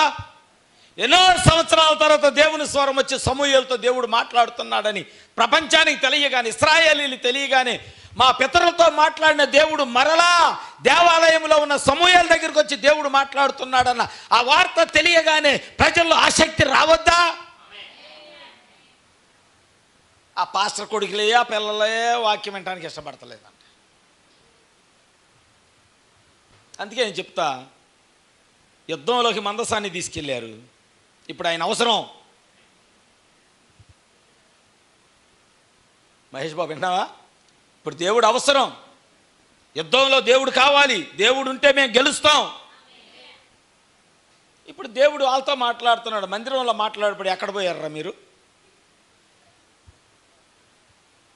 మీరు జయించటం ఎలాగో మందిరంలో ఆల్రెడీ ప్రవక్తల ద్వారానే చెప్పా. మీరు అప్పుడు ఎక్కడికి వెళ్ళారు? నేను దర్శించి మీరు ఎలా జయించాలో, ఎలా జయిస్తారో వాక్యము ద్వారా మీరు లోకాన్ని కానీ, ఐగుప్తును కానీ, ప్రపంచాన్ని కానీ, సాతానును కానీ, బలహీనతలను కానీ, పాపాన్ని కానీ, సమస్త లోక సంబంధమైన కార్యాలను ఎలా జయించాలో నేను వచ్చి బలిపీఠం దగ్గరికి వచ్చి నేను మాట్లాడా. అప్పుడు మీరు ఎక్కడికి వెళ్ళారు అని ప్రశ్నిస్తే వాళ్ళ దగ్గర జవాబు, ఇప్పుడు యుద్ధంలోకి వచ్చి ప్రభా నువ్వు కావాలన్నారు. ఆయన పట్టించుకోవాలి. యుద్ధంలో ఉన్నాడు కానీ దేవుడు, వాళ్ళు చచ్చిపోతున్నా పట్టించుకోరు. ఎందుకంటే దేవుడు నేను నిన్ను దర్శించిన కాలంలో నువ్వు నిర్లక్ష్యం చేసావు, నీకు కష్టం వచ్చినప్పుడు నేను కూడా అదే చేస్తా. మీకు కష్టం వచ్చినప్పుడు అదే చేస్తా. సహజం మానవుడిగా. మన సహోదరుడు మన సురేష్ చెప్తున్నాడు, తన కంపెనీలో జాబ్ చేస్తున్నాడు, మరి వరదొచ్చింది, కష్టాలు వచ్చినాయి. నీ కంపెనీ కొన్ని సంవత్సరాలుగా నమ్మకంగా పనిచేస్తున్నప్పుడు ఆ కంపెనీ ఓనర్ ఏం చేయాలి? నా స్టాఫ్ ఎలా ఉన్నారో, వారి కుటుంబం ఎలా ఉందో, వరదొచ్చింది, పిల్లలు ఎలా ఉన్నారో, రోగాలు వచ్చినాయి, కనీసం ఒక ఫోన్ చేసి బ్రదర్ ఎలా ఉన్నారు, సురేష్ ఎలా ఉన్నావు, కుటుంబం ఎలా ఉంది, ఫ్యామిలీ అంతా బాగున్నారా, ఏమైనా అవసరం ఉంటుందా? చేసినా చేయకపోయినా ఆ మాట ఆదరణ కలిగిస్తుంది. ఏమైనా అవసరం ఉంటుందా, ఉంటే చెప్పండి, మొహమాట పడద్దు అంటే ఇంక వెంటనే ఆ పని చేసే వ్యక్తికి ఆసక్తి ఉంటుంది. నా యజమానుడు నా గురించి శ్రద్ధ వహించాడు, నా యజమానుడు నా గురించి శ్రద్ధ వహించాడు, ఆసక్తి కలిగింది. ఇంకా నేను నమ్మకంగా చేయాలనే ఆసక్తి కలిగింది. ఇప్పుడు అవతలాలు పట్టించుకోవాలి. ఇప్పుడు వర్క్ అర్జెంట్ వచ్చింది, ఫోన్ వచ్చింది అనుకో, అయ్యా కావాలని. ఇప్పుడు ఈయనేమంటాడు? అంటాడు కదా, నేను ఆపదలో ఉంటే కనీసము పరామర్శించడానికి కూడా మీకు సమయం లేదు, ఇప్పుడు మీకు పని వచ్చేసరికి నా అవసరం వచ్చిందా అనగానే వెంటనే ఏం చేస్తారు? రిబ్బన్ కట్ చేస్తాడు. నీకు నాకు సంబంధము. దేవుడు కూడా అంతే. ఆయన మాట్లాడేటప్పుడు నువ్వు వినకపోతే నువ్వు మాట్లాడేటప్పుడు ఆయన వినడు. ఆయన నువ్వు ఎలాగా జీవించాలో, ఎలా జయించాలో చెప్పుతున్నప్పుడు నువ్వు నేర్చుకోకపోతే నీకు యుద్ధం వచ్చినప్పుడు ఆ యుద్ధంలో దేవుడు నీతో ఉండడు. కానీ నువ్వు ఆయనతో ఉండు. నీకు ఒక యుద్ధం వచ్చింది, ఆయన చేతుల్లో పెట్టు, నీ యుద్ధాన్ని ఆయన ఎప్పుడూ కాదన్నాడు. దేవుని స్తోత్రం. నీ యుద్ధాన్ని ఆయన తీసుకొని ఆయన యుద్ధం చేసి నీకు జయాన్ని ఇస్తాడు. Praise the Lord. మీరు ఆ చిన్న లాజిక్ మర్చిపోతే మీరు ఎప్పుడు ఓడిపోతూనే ఉంటారు. యుద్ధం ఎలా గెలవాలో, ఎలా జయించాలో నేర్పుతూ ఉంటాడు. నువ్వు అప్పుడు విని నీకు అప్పుడు ధైర్యం రావాలి. ప్రభా శోధన వచ్చింది, నువ్వు మాట్లాడు వెళ్ళిపోద్ది అన్నాడు. నీకు ఆ విశ్వాసం రావాలి. దేవుడు నన్నే మాట్లాడమన్నాడు శోధనతో. సైతాను వస్తే సైతానా వెళ్ళిపోని నాకే ఇచ్చాడు అధికారాన్ని అని నీలో విశ్వాసం రావాలి. దేవుడు నన్ను మాట్లాడమన్నాడు, ఇప్పుడు నేను జయించడం ఏంటో నాకు తెలిసిందని నీకు తెలిసింది. కానీ చెప్పేటప్పుడు నువ్వు వినలేదనుకో, నీకు అవసరం వస్తుంది. నిజంగా సైతాన్ వచ్చాడు, మొత్తంలో నిలబడ్డాడు, నువ్వు ప్రభువును పిలిచావు, ప్రభు ఒకసారి రా, ఒకసారి రా, సైతాన్ వచ్చాడు, వీడి కథలతల ఒకసారి ఇటురా, ప్రభువుని పిలుస్తున్నావు, ప్రభు అక్కడే ఉన్నాడు, ప్రభు పట్టించుకోవట్లేదు. అప్పుడు నీకేమనిపిస్తుంది? ఇప్పుడు చెప్పండి, అప్పుడు నీకేమనిపిస్తుంది? వస్తే దేవుడి మీద నా కోపం రావాలి, లేదా నీ మీద నీకైనా చితాకు రావాలి. ఈ రెండిట్లో ఏదో ఒకటి జరిగింది. దేవుని మీద కోపం రావడానికి అవకాశం లేదు. ఎందుకంటే ఎలా జయించాలో బలిపీఠం దగ్గర నేర్పుతున్నాడు ఆయన. దాన్ని వెనకపోవటం నీ పొరపాటు. ఖచ్చితంగా సైతాన్ అక్కడ జయిస్తాడు, దేవుడు పట్టించుకోడు. ఇప్పుడు అదే జరుగుతుంది. సమూయేలు యొక్క స్వరం, సమూయేలు చనిపోయాడు, స్వరం ఆగిపోయింది. ఫిలిస్తీయులు యుద్ధానికి వస్తున్నారు. జాగ్రత్తగా వినండి. ఫిలిస్తీయులు కొంతమంది ఇక్కడ ఉన్నారు. నేను ఇందా చెప్పా కదా, ఎక్కడో హైగారు ఉంటారు, అక్కడో హైగారు ఉంటాడు. పెళ్ళికి ముహూర్తం కావాలి, చావుకి ముహూర్తం కావాలి, నాటుకు ముహూర్తం కావాలి, గీతను కొనటానికి ముహూర్తం కావాలి, లారీ ఎక్కియటానికి ముహూర్తం కావాలి. అయ్యా మొదటి కాలు ఎక్కిందయ్యా ఆడంటాడు, ఎరకాలు కాలు ఎక్కించండి. రెండు కాళ్ళు ముందు అప్పుడే పెట్టొద్దంటే ఖచ్చితంగా ఇది ఎరకాలు కాలు పెట్టడానికి ప్రయత్నం చేయాలి. ఈ లోపల ఇది పడిపోద్ది.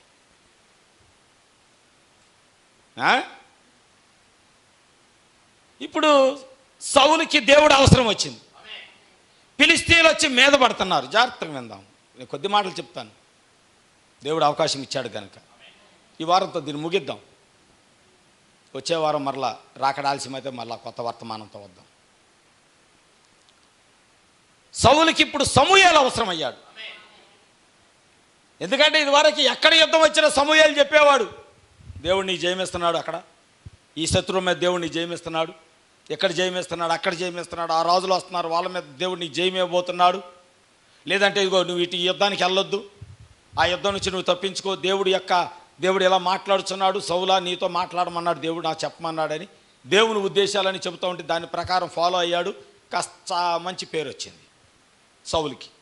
ఇప్పుడు సమూయేలు లేడు, దేవుని స్వరం చెప్పేవాడు లేడు, దేవుని ఆలోచన ఏంటో తెలియజేసేవాడు లేడు. శత్రువు వచ్చి మీద పడుతున్నాడు, ఫిలిష్తీయులు వచ్చి మీద పడుతున్నారు. ఆ లేఖనం మీకు చదివి వినిపించాలనుకుంటున్నా. 1 సమూయేలు గ్రంథం 3వ అధ్యాయము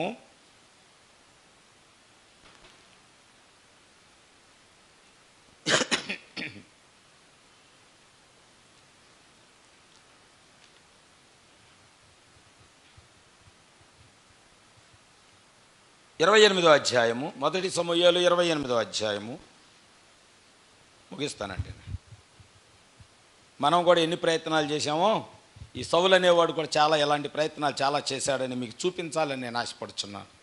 1 సమూయేలు 28వ అధ్యాయము 6వ వచనము.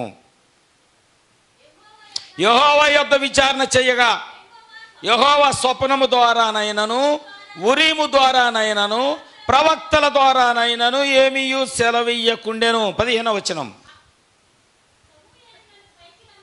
సమూయేలు నన్ను పైకి రమ్మని నువ్వెందుకు తొందర పెట్టితవని సౌలును అడగగా సౌలు అంటున్నాడు, నేను బహుశ్రమలో ఉన్నాను,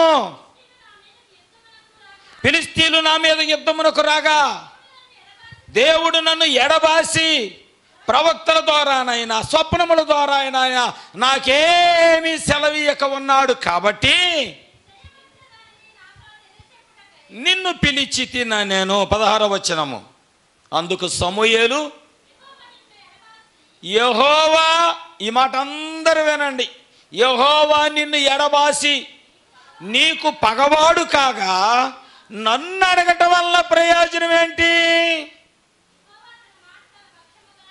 యెహోవా తన మాట తన పక్షముగానే నెరవేర్చుచున్నాడు, నా ద్వారా ఆయన సెలవిచ్చి ఉన్నట్లు నీ చేతి నుండి రాజ్యమును తీసివేసి నీ పొరుగువాడైన దావీదునకు దాన్ని ఇచ్చి ఉన్నాడు. ఇప్పుడు చెప్పాలి మనం, జవాబులన్నీ ఇక్కడే ఉన్నాయి. సమూయేలు చనిపోయిన తర్వాత ఫిలిష్తీయులు యుద్ధానికి వస్తున్నారు. ఇక మీరు బైబిల్ మూసేయొచ్చాక ముగింపులోకి వచ్చాం, హ్యాపీ. కొద్దిగా మనం లేకపోతున్నాం ఇప్పుడు, సంతోషంగా ఎక్కడి నుంచి ఇంటికి వెళ్ళిపోతున్నాం ఒక 5 నిమిషాల్లో. చందాపాట కూడా అయిపోయింది, జస్ట్ లడ్డూలు తీసుకొని వెళ్ళిపోవటమే. సంఘ పెద్దలు ఏమన్నారు, ఒక 5 నిమిషాలు ఉండమని, కొద్దిగా 5 నిమిషాలు సర్దేసుకున్నారా? నాకు తెలుసు, అస్సలు ఇందాదాకా ఎంత నీరసంగా ఉన్నారో. ఇంటికి అనగానే 3 సంవత్సరాల తర్వాత జైల్లో నుంచి ఇడిచిపెడుతున్నారు అన్నట్టుంది వీళ్ళకి. సరే ముగిద్దాం. యుద్ధం వస్తుంది, ఫిలిష్తీయులు వస్తున్నారు. గెలుస్తామో లేదో అని చెప్పేవాడు లేడు, ఎందుకంటే మళ్ళీ దేవుని స్వరం ఆగిపోయింది. స్వరాన్ని ప్రకటించే సమూయేలు లేడు, యెహోవా ఎలాగూ సెలవిచ్చుచున్నాడని ఆ మాట చెప్పే ప్రవక్త లేడు. ఇప్పుడు ఏం చేశాడో తెలుసా? వెంటనే సౌలు అంట దేవుని దగ్గరికి వెళ్ళాడంట. దేవా యెహోవా, నేను యుద్ధంలో గెలుస్తానా లేదా అని అడిగాడంట. కనిపెట్టాడు, ప్రార్థన చేశాడు. దేవుని స్వరము వినపడలే.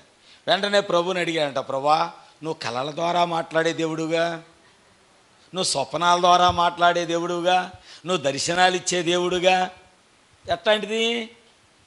ఒక నాణ్యం దాచిపెట్టి దేవుడికి ఇచ్చి విత్తని దానిని కోసే దేవుడు, పంట వేయకుండా ఎవడానికి కోస్తాడా? ఏ రాణిమ్మ చెప్పు, అసలు నాటేలా ఎట్ల బండి తీసుకొని వెళ్ళావు బస్తాలు తేటానికి? మన కథ అట్టే ఉంటుంది. మరి దేవుని దగ్గర కూడా మనం అలాగే జీవిస్తున్నాం కదా. ఆడేమన్నా అంటున్నాడుగా, అట్టుంటుంది మనతోటి అని. అట్లాగే ఉంటుంది, అట్టుంటుంది మనతోటి. విత్తము నాటేయము, కానీ పంట కావాలి. ఇక్కడ దేవుని యొక్క వాక్య ప్రకారం జీవించలేదు, మళ్ళీ వెళ్ళి అడుగుతున్నాడు, కలయివా నేను గెలుస్తానో లేదో, దర్శనముల ద్వారా చెప్పవా ప్రభా నేను గెలుస్తానో లేదో. ఒకరోజు నిద్రపోయాడు, పగలంతా నిద్రపోతున్నాడు అంట కల వచ్చిద్దని. రాత్రి మరలా మొత్తు టాబ్లెట్లు మరలా నిద్రపోతున్నాడు, మరలా పగల నిద్రపోతున్నాడు, కల వచ్చిద్దేమోనని. ఒకరోజు, 2 రోజులు, 3 రోజులు, చిన్ననయ్య కలలు రాలా, ఒక్క కల రాలా. తర్వాత ఏం చేశాడో తెలుసా? ఒక స్తంభానికి దట్టి తగిలించింది. అహరోను ధరించిన ఎఫోదు, ఉరీము తుమ్మీము. అక్కడికి వెళ్ళాడు, ఆ స్తంభం దగ్గర నిలబడ్డాడు. ఎందుకంటే అహరోను చనిపోయిన తర్వాత మోషే అహరోను ధరించిన దట్టిని తీసి ఆ స్తంభానికి తగిలించాడు. ఆ స్తంభానికి తగిలిస్తే ఎందుకు వెళ్తారో తెలుసా? వివరణ చెబుతా. ఆ స్తంభము తగిలించిన ఆ దట్టిలో 12 రాళ్ళు ఉంటాయి.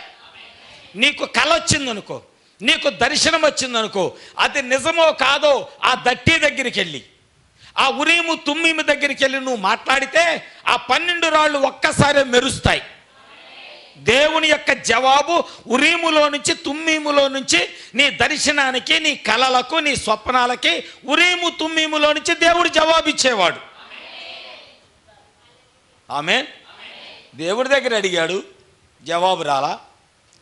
కళల కోసం అడిగాడు, నిద్రపోయాడు దిట్టంగా, పెరుగన్నాలు కూడా తిని. అయినా కళలు రాలా, దర్శనాలు రాలా. ఆమేన్. ఇప్పుడు ఏం చేశాడు? గత్యంతరం లేక ఎక్కడికి వచ్చాడు? వచ్చి ఉరీము తుమ్మీము చెప్పండి, మీరు మాట్లాడతారు. ఆ రాళ్ళు మాట్లాడతాయి. ఆ రాళ్ళల్లో నుంచి ఒక వెలుగు వస్తుంది, 7 రంగుల ఇంద్రధనుసులాగా, వర్షధనుసులాగా. ఆ 12 రాళ్ళలో నుంచి 7 రంగులు వస్తాయి.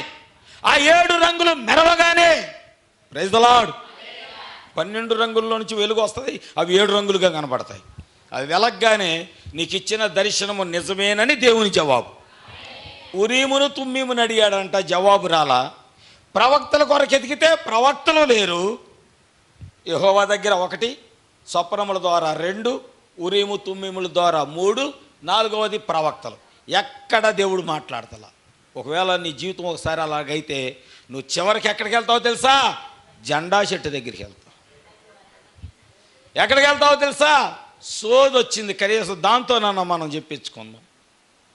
సోది దగ్గరికి వెళ్తాం, చెల్లంగి వాళ్ళ దగ్గరికి వెళ్తాం, జాతకాలు చెప్పే వాళ్ళ దగ్గరికి వెళ్తాం.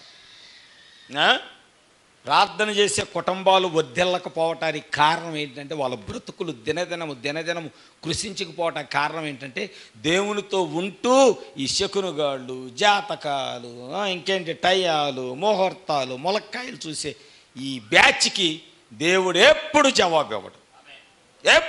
ఎప్పటికీ ఇవ్వడు. ఎప్పటికీ ఇవ్వడు. ఆమేన్. ఎందుకంటే ఆ కుటుంబం మీద మామూలుగా ఉండదు దేవుడి కోపం. నీ హృదయము, నీ జీవితం దేవుని మీద ఉంచాల్సిందిగా పోయి మళ్ళీ అంటారు మందిరానికి వచ్చి మా కోసం ప్రార్థన చేయండి. చేస్తాం, కానీ దేవుడు వినడు. ఎందుకంటే ఇక్కడ జవాబు మీరు చూపించడానికి చెప్తున్నా. సౌలు వచ్చాడు, ఏం చేయాలో అర్థం కాక చివరికి చెల్లంగి దాని దగ్గరికి వచ్చాడు. వచ్చి వాడు కావాలి బిలువ అన్నాడు. వీడు మారు వేషం వేసుకొచ్చాడు. నీకు తెలుసు, నువ్వు బైబిల్ పట్టుకొని వెళ్తాడు, జాతకాలు ఒకటి చెప్పడం తెలుసా? నువ్వు బైబిల్ తీసుకొని పెట్టుకొని వెళ్ళి నా జాతకం చెప్పండి, ముందు బైబిల్ చూడగానే అమ్మ నీకు చెప్పలేనులే అంటాడు.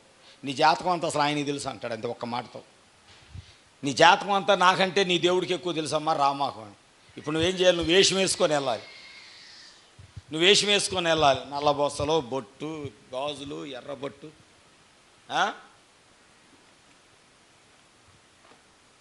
నువ్వు ఒక వేషం వేసుకొని అక్కడికి వెళ్ళాలి. అప్పుడు నీ అవతారం చూడగానే రైట్, నా మాయ మాటలకి ఏం పడిపోద్ది అని వాడికి ఆ స్వభావం రావాలి. వెళ్ళగానే వాడు నిన్ను చూడగానే గుర్తిస్తాడు, పర్లేదు మాయ చేయొచ్చు అనుకుంటాడు. అంతే, మాయ చేయొచ్చు అనుకుంటాడు. అంతే, నీకు కావాల్సిందని చెప్తాడు. వీడు కూడా, సౌలు కూడా మారు వేషం వేసుకొని వెళ్ళి ఆ ఎవడు దిక్కులేదు. దేవుని దగ్గర దేవుని చిత్తం తెలియట్లా, కళలు రావట్లా, దర్శనాలు రావట్లా, వాక్యం రావట్లా, ఉరీము తురీము మాట్లాడతలేదు, జవాబులు ఇవ్వటం లేదు. ఇంకా ప్రవక్త దగ్గరికి వెళ్దామంటే ప్రవక్త లేడు.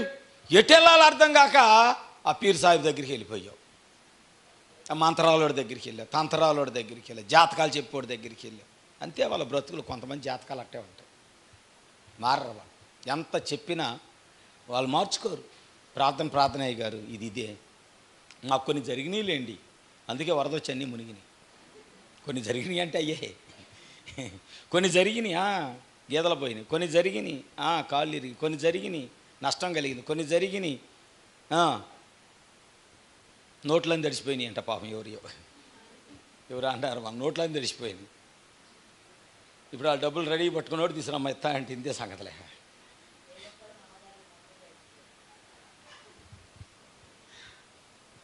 నువ్వు 1000 రూపాయల గురించి మాట్లాడుతున్నావు, 1000 కోట్లు తడిసిపోయిన వాళ్ళు ఉన్నారు.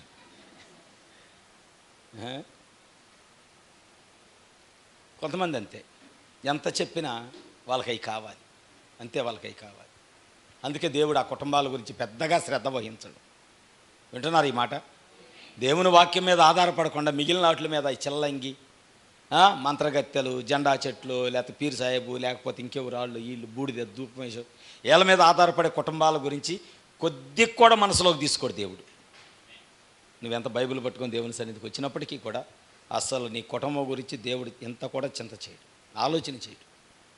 ఎందుకంటే వాక్యం వినే శ్రద్ధ మొదట నీకు లేదు కాబట్టి, ఆయన స్వరము విని ఆ స్వరానికి తగినట్లుగా లోబడదామని ఆ స్వభావం నీకు లేదు కాబట్టి ఆయన నీ గురించి కూడా పెద్దగా ఆలోచించండి. ఇప్పుడు అందుకే సమూయేలు దగ్గరికి వచ్చి, సమూయేలు ఆ చల్లంగి దాని దగ్గరికి వచ్చి ఒక వ్యక్తి కావాలి పిలువంటే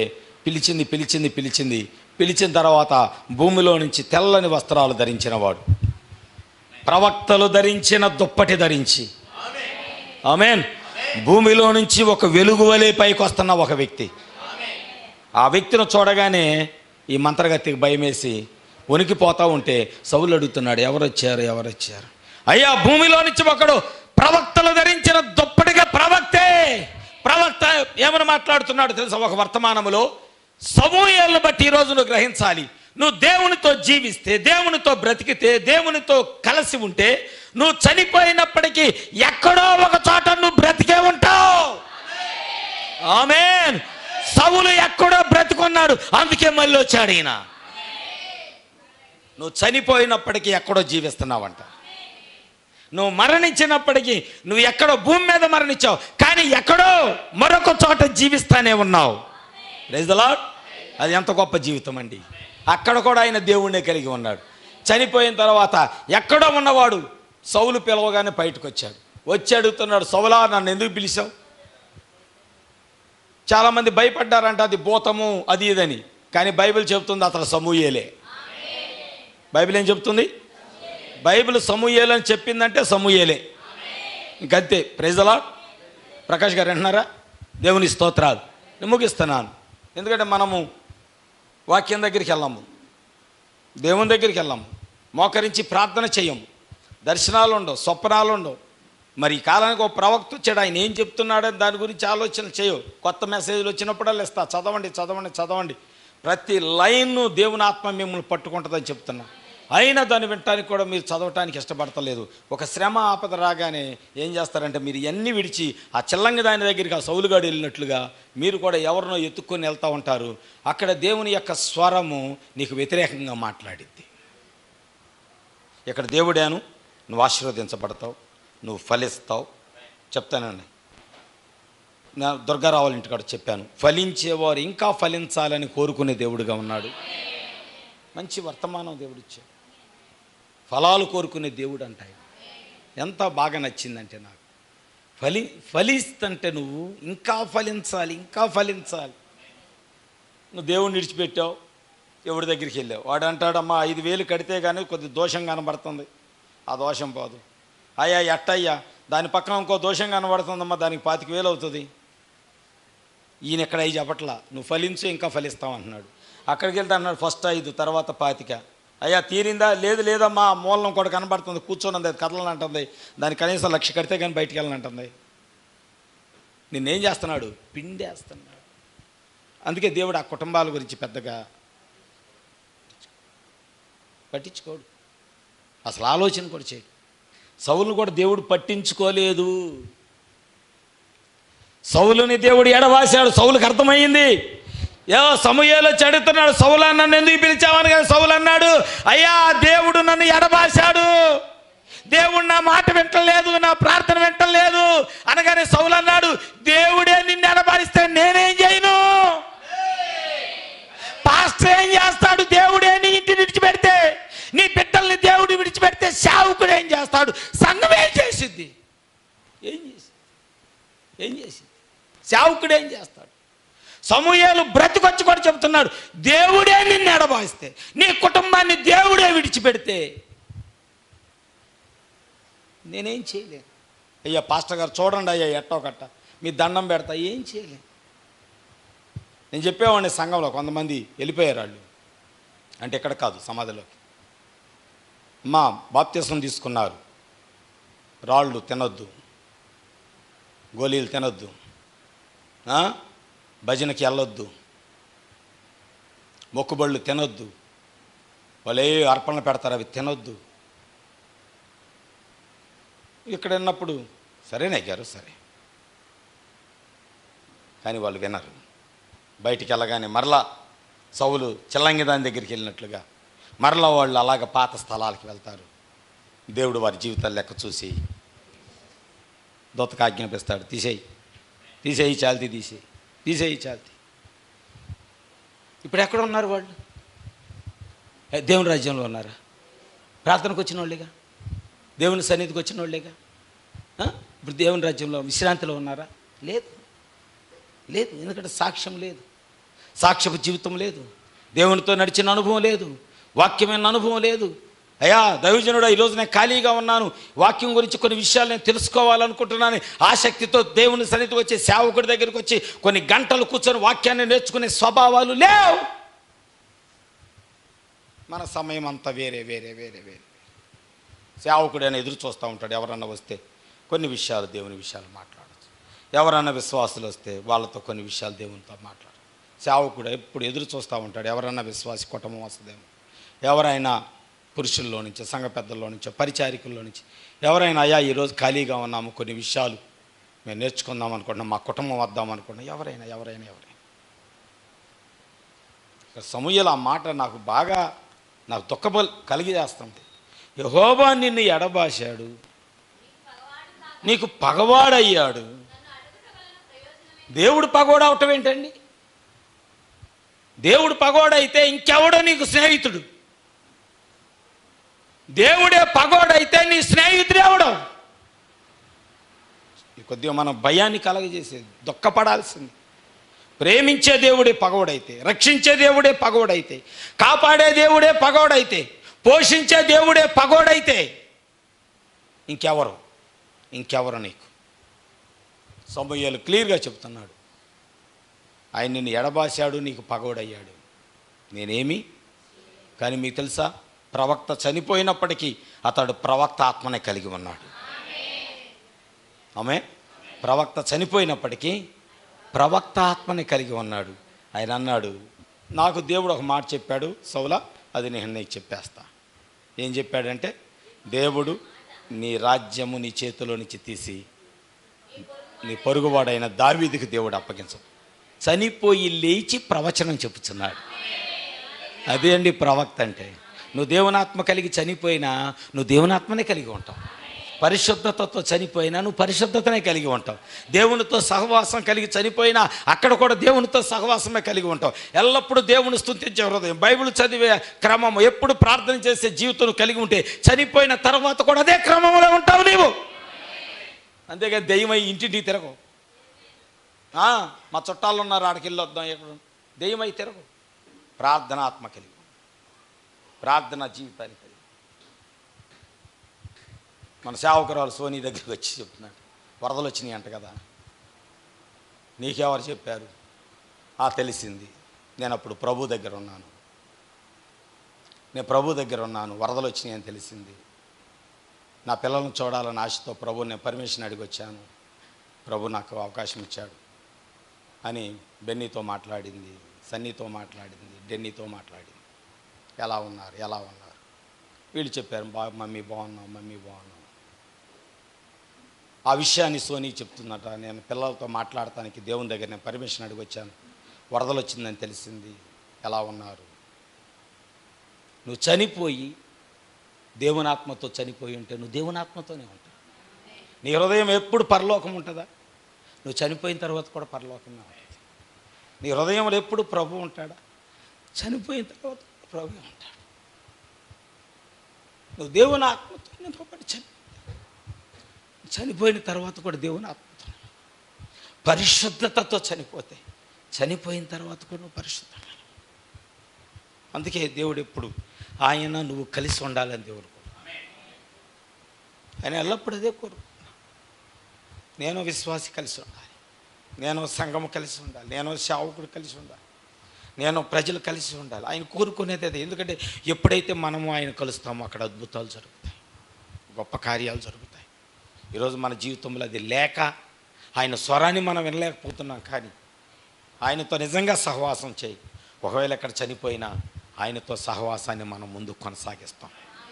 ఇక్కడ ఆయన స్వరానికి వినటానికి నువ్వు ఇష్టపడు, అక్కడ కూడా ఆయన స్వరాన్ని వినటానికి, అక్కడ కూడా దేవుడు నీతో మాట్లాడుతూనే ఉంటాడు. ఇక్కడ నీతో మాట్లాడి నిన్ను బలపరిచినట్లే అక్కడ కూడా ఆయన నీతో మాట్లాడుతూనే ఉంటాడు. ఆయన నిన్ను అక్కడ బలపరుస్తూనే ఉంటాడు. కానీ ఇక్కడ ఆయన స్వరానికి వినటానికి నువ్వు ఇష్టపడకపోతే చనిపోయిన తర్వాత కూడా నీ ఆత్మ గురించి దేవుడు అసలు ఆలోచన చేయి. ఆయన స్వరం ఆగిపోక మునిపే నిన్ను దర్శించిన సమయంలోనే, ఆయన నిన్ను ఎడబాయక మునిపే, నీకు పగవాడు కాక మునిపే ఒకవేళ ఈరోజు ఆయనతో సహవాసం చేయడానికి నిర్ణయం తీసుకుంటే ఖచ్చితంగా కృపగల దేవుడు ఒకవేళ ఈరోజు భూమిని విడిచిన సమూయేలులాగా ఎక్కడో బ్రతికున్నట్లుగా ఎక్కడో ఒక చోట ఆయన సన్నిధిలో మనం బ్రతికి ఉంటాం. అట్టి కృప దేవుడు మనందరికీ కలగ చేయునుగాక. దేవుడి వాక్యాన్ని దీవించునుగాక. God bless you. వాక్యం అన్న తర్వాత 2 నిమిషాలు ప్రార్థన చేసుకుందాం. గురువారం దేవుడు ఒక మాట గుర్తు చేశాడు. గుర్తున్న గురువు వచ్చిన వాళ్ళకి తెలుస్తా మాట. రోమీయులకు రాసిన పత్రిక 8వ అధ్యాయంలో ఒక మాట చదివించాను. ఎందుకు చదివించానంటే ఈ దినమందు వాక్యానికి దగ్గర ఉంటుందని దేవుడు నా హృదయాన్ని అక్కడ ప్రేరేపణ కలగ చేశాడు. ఎందుకంటే శరీర సంబంధం నా మనసు అంట మరణానికి తీసుకెళ్ళిద్దంట. అవునా? వాక్యం అదే నచ్చింది ఇప్పుడు దాకా. ప్రైజ్ లార్డ్, హల్లెలూయా. చిన్న ప్రార్థన చేసుకుందాం అందరి తలలో ఉంచినట్టయితే. దేవుడు వాక్యం చేత నీతో నాతోనూ శబ్ద యంత్రం ద్వారా ఆలకించిన ప్రతి వారితో కూడా దేవుడు మాట్లాడి ఉండక. ఎందుకంటే ఈ మాటలు ఈ దినమందు మనకు అందరికి అవసరమైన. ఎందుకు వచ్చిందంట కరువు ఎందుకు వచ్చిందో కూడా వాక్యం చేత దేవుడు చూపించాడు. దేవుని మాట వినకపోవటాన్ని బట్టి వచ్చిన కరువు అంట. అన్నపానం లేక వచ్చిన కరువు కాదు ఇది. దేవుని మాట వినకపోవటాన్ని బట్టి వచ్చిన కరువు ఇది. శ్రమ ఎందుకు వచ్చిందంటే దేవుని మాట వినకపోవటాన్ని బట్టి. ఈ శోధన ఎందుకు వచ్చిందంటే దేవుని మాట వినకపోవటాన్ని బట్టి. మన బిడ్డలు మన మాట ఎందుకు ఎట్లేదంటే దేవుని మాట వినకపోవటాన్ని బట్టి. తల్లిదండ్రులమైన మనం మొదట దేవుని మాట వింటి దేవుని మాటకు మనం లోబడితే మన బిడ్డలు కూడా దేవుని మాటకు లోపడతారు. మనల్ని బట్టి మన బిడ్డలు అడుగుతారు కదా, ఎందుకు వచ్చింది శ్రమ, ఎందుకు వచ్చింది శోధన, ఎందుకు వచ్చింది బలహీనత అంటే మొదట మనం దేవుని మాట వినకపోవటాన్ని బట్టి, దేవుని మాటకి మనం లోబడకపోవటాన్ని బట్టి వచ్చిన శ్రమని. ఇందుకు బట్టి మనం ఏం చేయాలంటే దేవుని పాదాల చెంతకి వెళ్ళాలి. సౌలు విచారం చేశాడు, కలలు వస్తాయని, దేవునితో మాట్లాడి దేవుని మాట వినాలని, దర్శనములు వస్తాయని చూశాడు. దేని ద్వారా కూడా దేవుడు మాట్లాడలేకపోతే. ఎందుకని? ప్రవక్త ఉన్నప్పుడు దేవుడి ప్రవక్తను గుర్తించక ఆయనకి ఇవ్వాల్సిన గౌరవం ఈక నేను రాజులను అహంకారంతో జీవించాడు కనుక తన నుంచి తన రాజ్యం తీయబడింది. అందుబట్టి నువ్వేం చేయాలి? ఇప్పుడు దేవుని మాట వినబడినప్పుడే, దేవుని స్వరం వినబడినప్పుడే ఆ స్వరానికి నువ్వు లోబడు. ఆ మాట వినటానికి లోబడు. మొదట ఆ మాట వినకోక నీ సొంతగా ఆలోచన బట్టి అయ్యో సమయం అయిపోయింది, అయ్యో ఇంకెంతసేపే అని నువ్వు వ్యర్థంగా ఆలోచన చేస్తావు. చూసివా, ఒక దినమందు పరుగులు తీయాల్సిన రోజు వస్తుంది. అప్పుడు బాధపడతావు. అప్పుడు శ్రమ వచ్చి మీద పడినప్పుడు ఏడుస్తూ ఉంటావు. అది రాకముందే, ఆ యొక్క బలహీనత రాకముందే, యెహోవా నియమించిన భయంకరమైనదేమో భూమి మీదకి రాకముందే, దేవుడు నీకు ఇచ్చిన అవకాశం ఉంది. ఏం చేయాలి? దేవుడి స్వరంతో మాట్లాడుతున్నప్పుడు, ప్రభా ఈ మాట నా కొరకే ప్రభా సిద్ధపరిచేవయ్యా, ఈ మాట నా కుటుంబానికి సిద్ధపరిచేవయ్యా, నేను వింటాం ప్రభా, దీని ప్రకారమే జీవిస్తామయ్యా. ఎందుకంటే మా కోసం సిద్ధపరిచి ఈ బలిపీఠం చెందుతూ నువ్వు మాట్లాడుతున్న మాట నా కుటుంబం కొరకైనని నువ్వు తీసుకెళ్తావు చూసే ఇంటికి. ఆ మాటలు ఒక దినమందు నిన్ను నీ కుటుంబాన్ని సురక్షితమైన స్థితిలో నిలబెడతాయి. అందుబట్టి నువ్వేం చేయాలి? ప్రార్థన చేయాలి. ప్రభా ఈ మాటలు ప్రభా నా కుటుంబానికి అవసరమని అయ్యా, అందుకని నాతోనే నా కుటుంబంతో మాట్లాడవయ్యా. నీ భూమి మీద ఉన్నప్పుడు ఎప్పుడే సేవకుని ద్వారా దేవుని మాట్లాడు. పరిశుద్ధంగా జీవించావా, అక్కడ పరిశుద్ధంగా ఉంటావు. ఎక్కడ దేవుని వాక్యం చేత నింపబడి ఉంటున్నావా, అక్కడ దేవుని వాక్యం చేత నింపబడతావు. సమస్తం నీకు నువ్వు చేసేదాన్ని ఏంటంటే దేవుని వాక్యమును మొదట వినటానికి ఇష్టపడు, జీవించటానికి ఇష్టపడు. అది నేను ఒక దినమందు సురక్షితమైన స్థితిలోకి నడిపిస్తుంది. స్తోత్రం ప్రభువా, స్తోత్రం యేసయ్యా. చేయాలి. యవనస్తులైన పిల్లలు కూడా చేయాలండి. యవనస్తులైన ప్రతి వారు కూడా ప్రార్థన చేయాలి. వాక్యం అన్న తర్వాత ఇది నీతో నాకు అందరికి అవసరమైన మాటలు దేవుడు మాట్లాడాడు. ఎందుకంటే భూమి మీద ఉండగానే ఏమంటే మనం సజీవులుగా ఉన్నప్పుడే దేవుని సన్నిధిలో దేవుని మాట వినడానికి ఇష్టపడాలి. భూమి మీద వెళ్ళిపోయిన తర్వాత అప్పుడు ఇంకా చాలా సమయం ఉందలే, ఇంకా చాలా వయసు ఉందలే అంటే రేపటి దినము మంద కాదని బైబిల్ చెబుతుంది. రేపు దినము నీది కాదు, ఈ దినమే, ఈ క్షణమే దేవుడు నీకు ఇచ్చాడు అవకాశం ఇచ్చినప్పుడు దేవుని యొక్క పాదాల చెంతకెళ్ళు, మందస్సు మీద ఎట్టుకెళ్ళు. దేవుని యొక్క మందస్సు మీద దేవుడు ఉంటాడు.